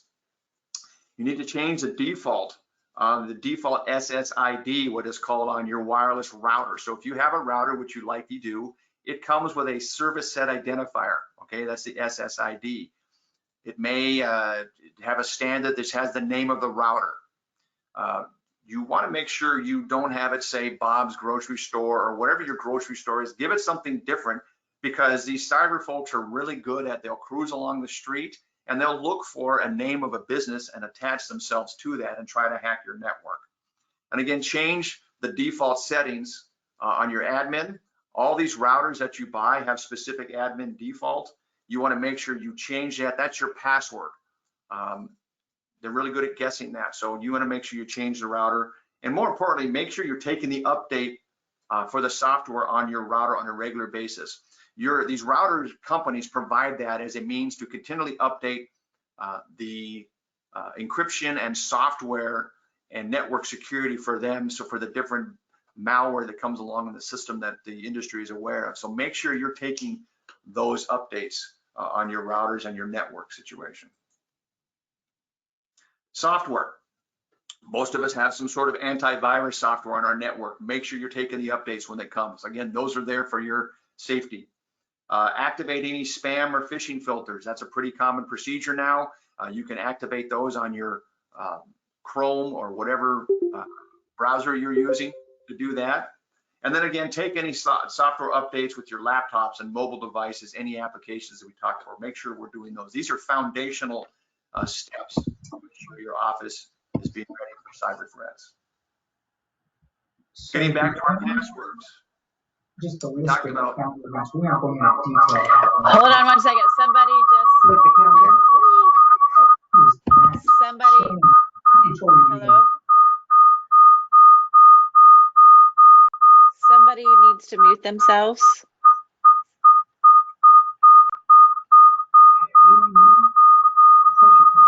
Caller one needs to mute themselves, please. Caller one, please mute yourself. I'm working on it. Thank you. Hey, that's okay. It's still, there we go. Thank you. Sorry, Steve. Go ahead. Took up into eternity there. That was awesome. Again, passwords. We talked about these really simplified passwords. You want to make sure that anybody who has access to your network is using secure passwords. And what do we mean by that? We're talking about passwords that have 8 to 10 characters.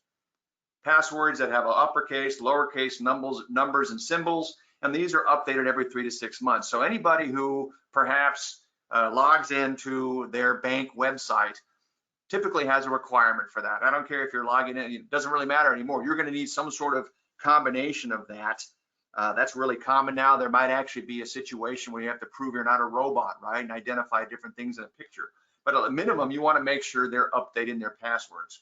Make sure that your system does not allow them to reuse passwords. Okay, we can't just keep going back and using it. The system should be able to track and identify with the last 2 years, perhaps, or whatever that time frame is. They cannot reuse the password. And again, do not share passwords with others. Let's make sure employees don't have a Post-it note stuck somewhere with their password on it. You wouldn't leave your social security number lying on your desk. You should also not do the same with your network password. It just gives too much access to too much information and too much liability on behalf of your business. Websites, this is a really important one. If you use common websites, you want to look for the S. When it says HTTPS indicates that it's a secured website. If it's not a secured website, your system should let you know that. More importantly, if you have websites, again, for your bank, for your suppliers, maybe the wholesalers, whatever it is that you commonly use, once you get to that website, save it as a favorite and access it through what they call that bookmark access up in the top ribbon on your screen. Do not do a general search on Google or Firefox or whatever you're using, because what's happening now is these cyber criminals are really good at making fake websites. It may look exactly like your Visa access or whatever your company credit card is that you're doing. It will look exactly like that. And you will log your information in. It'll look exactly the same. It actually might even notify you to confirm that you got a multi-factor authentication, and now they have it. So only use those sites that you know that you've been to before and save them. That's something you can take home today and get set up on your office staff or your own websites. Another one you can take to the bank, if you will, today. The FBI, I did a presentation with a agent in charge for cybersecurity, and they estimate just in 2019, here we are in 2021, in 2019, $1.7 billion, that's with a B, billion dollars was lost due to email fraud. And part of that is you need to make it a company policy to never, ever, ever, never accept a request to change accounts, bank routing numbers from a vendor, a client, from the owner, from you as an owner, or from other employees. I've been around long enough to remember the double signature required on checks. I think that's still a thing in some places. This is your digital double signature. If an employee or you get an email from a vendor, a third party that says we've changed our banking information, please send that accounts payable that you owe us to this new bank routing number, you need to make a phone call.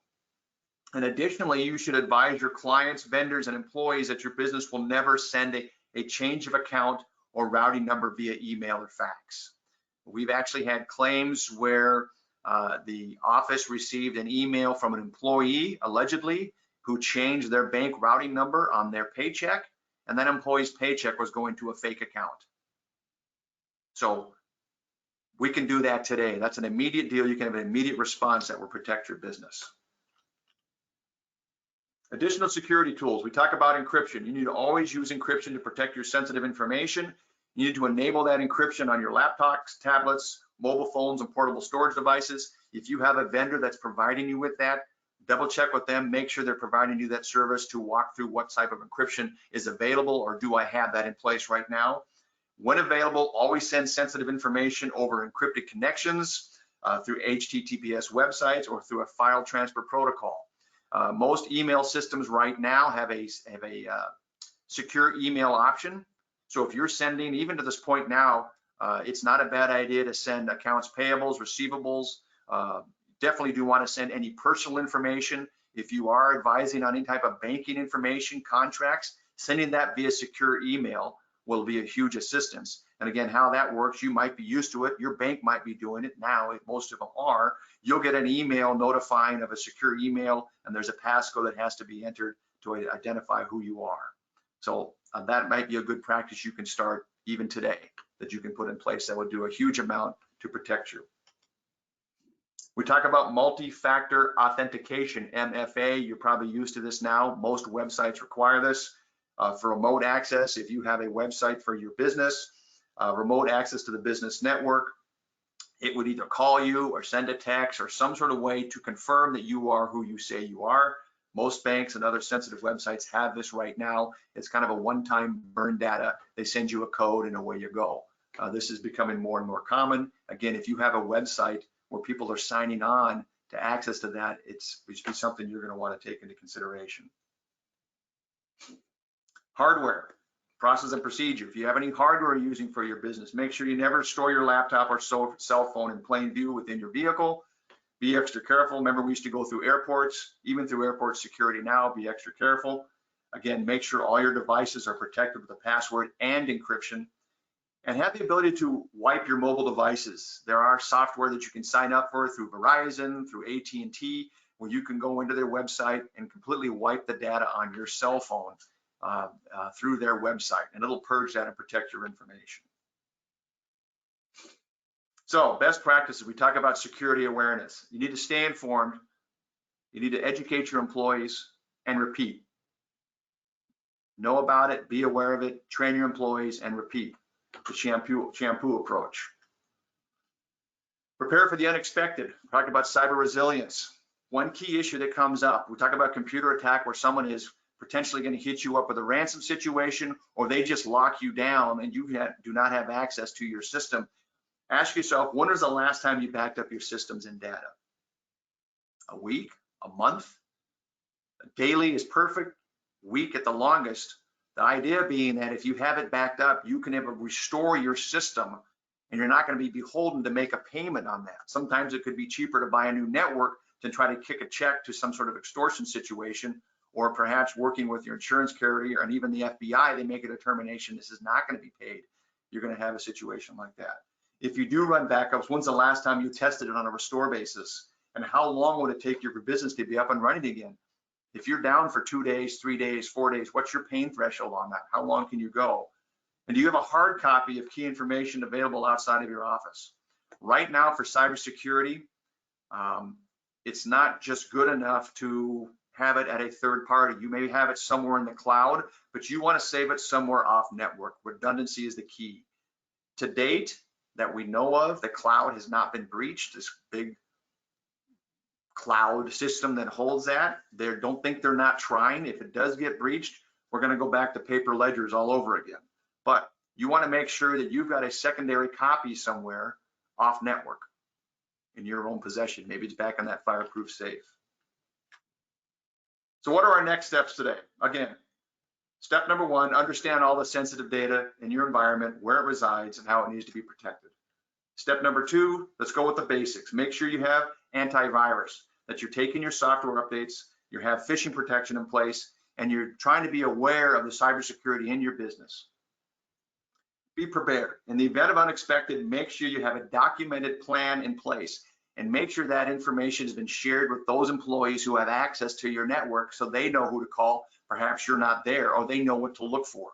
No different than a report of injury in your place for workers' compensation. Who do we call? Where do we go? What do we do? What are my steps? Resources. Utilize the resources available to you from your insurance carrier, on the internet. The FTC has quite a bit of information. The FBI has quite a bit of information on procedures, awareness, materials. Resources include developing a cyber response plan. Resources may also include a consultation with a cyber legal expert or a cybersecurity expert to review your practices and help you get in place to have your prevent on there related to cyber exposure. Ensure your exposure. Work with your insurance company, your insurance agent. Make sure you have at a minimum, most policies will have a data breach and response notification cost. Your information gets breached, you have to notify people. You have, by state mandates, have to require some credit monitoring. It will pick up those costs. That will also include what they call forensics, getting into your system and making a determination, the scope of the injury, the scope of the loss, and the data taken. Make sure there's some sort of remediation cost for any system damage to your network due to malware, unauthorized access, and denial of service attacks. What is your policy doing? How does it respond to events such as ransomware, when they're going to ask for Bitcoin in payment to release your information? Make sure you have some sort of cyber liability, which can respond to legal actions brought against you from affected individuals. Even negligence, network security incidents. Perhaps your system has a malware on it and you send an email to a third party and they've infected their system. Now they have a cyber event and they come back and sue you. How do you want to pay for that? Do you want to pay it out of pocket or pay it out of policy? And even provide some identity recovery protection for personal identity thefts for business owners. Business owners, you're the one signing the contracts. You're the one signing the banknotes. You're the one signing the loans. You want to make sure that your identity is protected. For additional resources, federated clients, and those who can get access to it, we have our Risk Management Resource Center. These folks are available for comments and questions on that. We also have eRisk Hub and Training Today. Our Training Today is a learning management system that helps train our employees. There's cybersecurity training. Additionally, there's cyber risk protocol training, cyber response plans that are available there. And again, through that eRisk Hub, there's actually consultations with an attorney and a cybersecurity experts, an hour each of that you can access and go through your systems and get yourself ready for a potential situation. There's our conversation. Do we have any questions?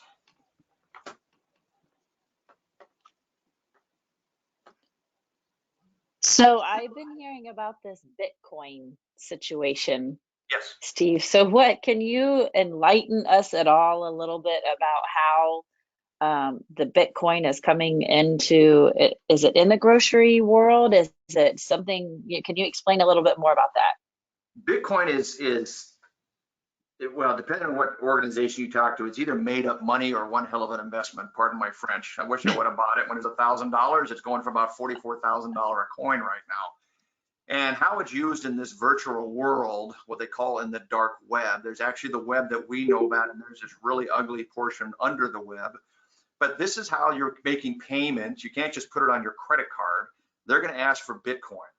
And you have to buy it, you have to access it, and you make the transfer of that. There are some companies who've invested in Bitcoin as an investment vehicle, but also to protect themselves in the event they've been hacked. They have an account, they have coin.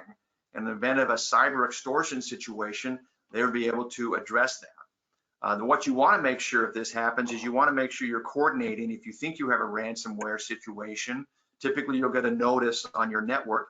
You do not want to respond to that. You want to contact your insurance carrier, you want to contact the FBI, because there are players out there that are doing this that you could put yourself in violation of federal regulations. You may have someone who could be a bad player, right? North Korea, whatever it is, that have hacked your system and they're getting that coin from you. And if you make a payment to that, you now have a federal issue on your hands. So you want to work with the authorities on that and make sure they're taking point on that on your behalf so you don't get yourself in a bad situation. Okay. Additionally, working with your carrier on that, you're going to come out better than you were, because part of that coverage should be to improve your network security. If you do it on your own, the chances of you getting hit again for more money is incredibly high, because it worked once, why wouldn't it work again? So, you know, this is, your insurance carrier will help you with facilitating that payment, what type of payment they're looking for. Kristen, do you have a question?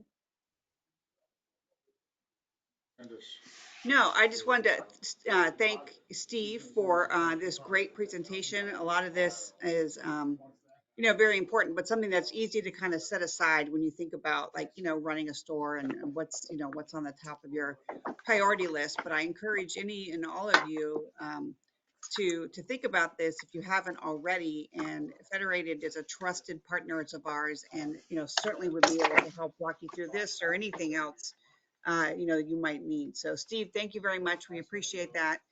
Are there any last questions, Shane? Anybody else? No, I don't see any. I was just going to thank everybody. If they had, there's a survey that's going to be coming out by the end of the day or so. If you have any questions on the emergency preparedness planning, the human trafficking, or the cybersecurity, you can reach out to me, and I can make sure that I get those questions to our speakers and get them back to you. But we appreciate, we've had 22 solid on here the entire time. So does Ed have a question? No. Oh, What okay, I was okay. just going to say, I'm sorry, what I was just going to say was, you know, we did record this, so this will be put out. We will gather those presentations from our speakers, and we will put this out like in an ebook that will be available for access on our website here shortly, hopefully by the end of the week. So, you know, if there's something you want to go back and listen to, or something you might have a question with and want to refer back to some, you know, some of the presentations, it'll be there on our website. So we're very excited to be able to do that as well. So Shane, And Steve, great if you job on the could, topic. oh, thank you. And Steve, if you could send that one over to me as a PDF, I would greatly appreciate it. We appreciate Federated support here at Ohio Grocers. You're always there when we need you, and I highly recommend anybody out there who has any questions of anything, at least go to Federated. They can direct you in the right way. So thank you so much, Steve. You bet, I'll send that today. Thank you, everybody. All right. All right. Thanks, everybody. Enjoy the day. I hear snow's coming tonight. So, you know, Kristen says no. All right, guys. I didn't say no Bye-bye. snow. I said I don't want snow. Yeah. Have a great day, everybody. Bye-bye. Thank you, everyone. We appreciate you. Thanks for coming.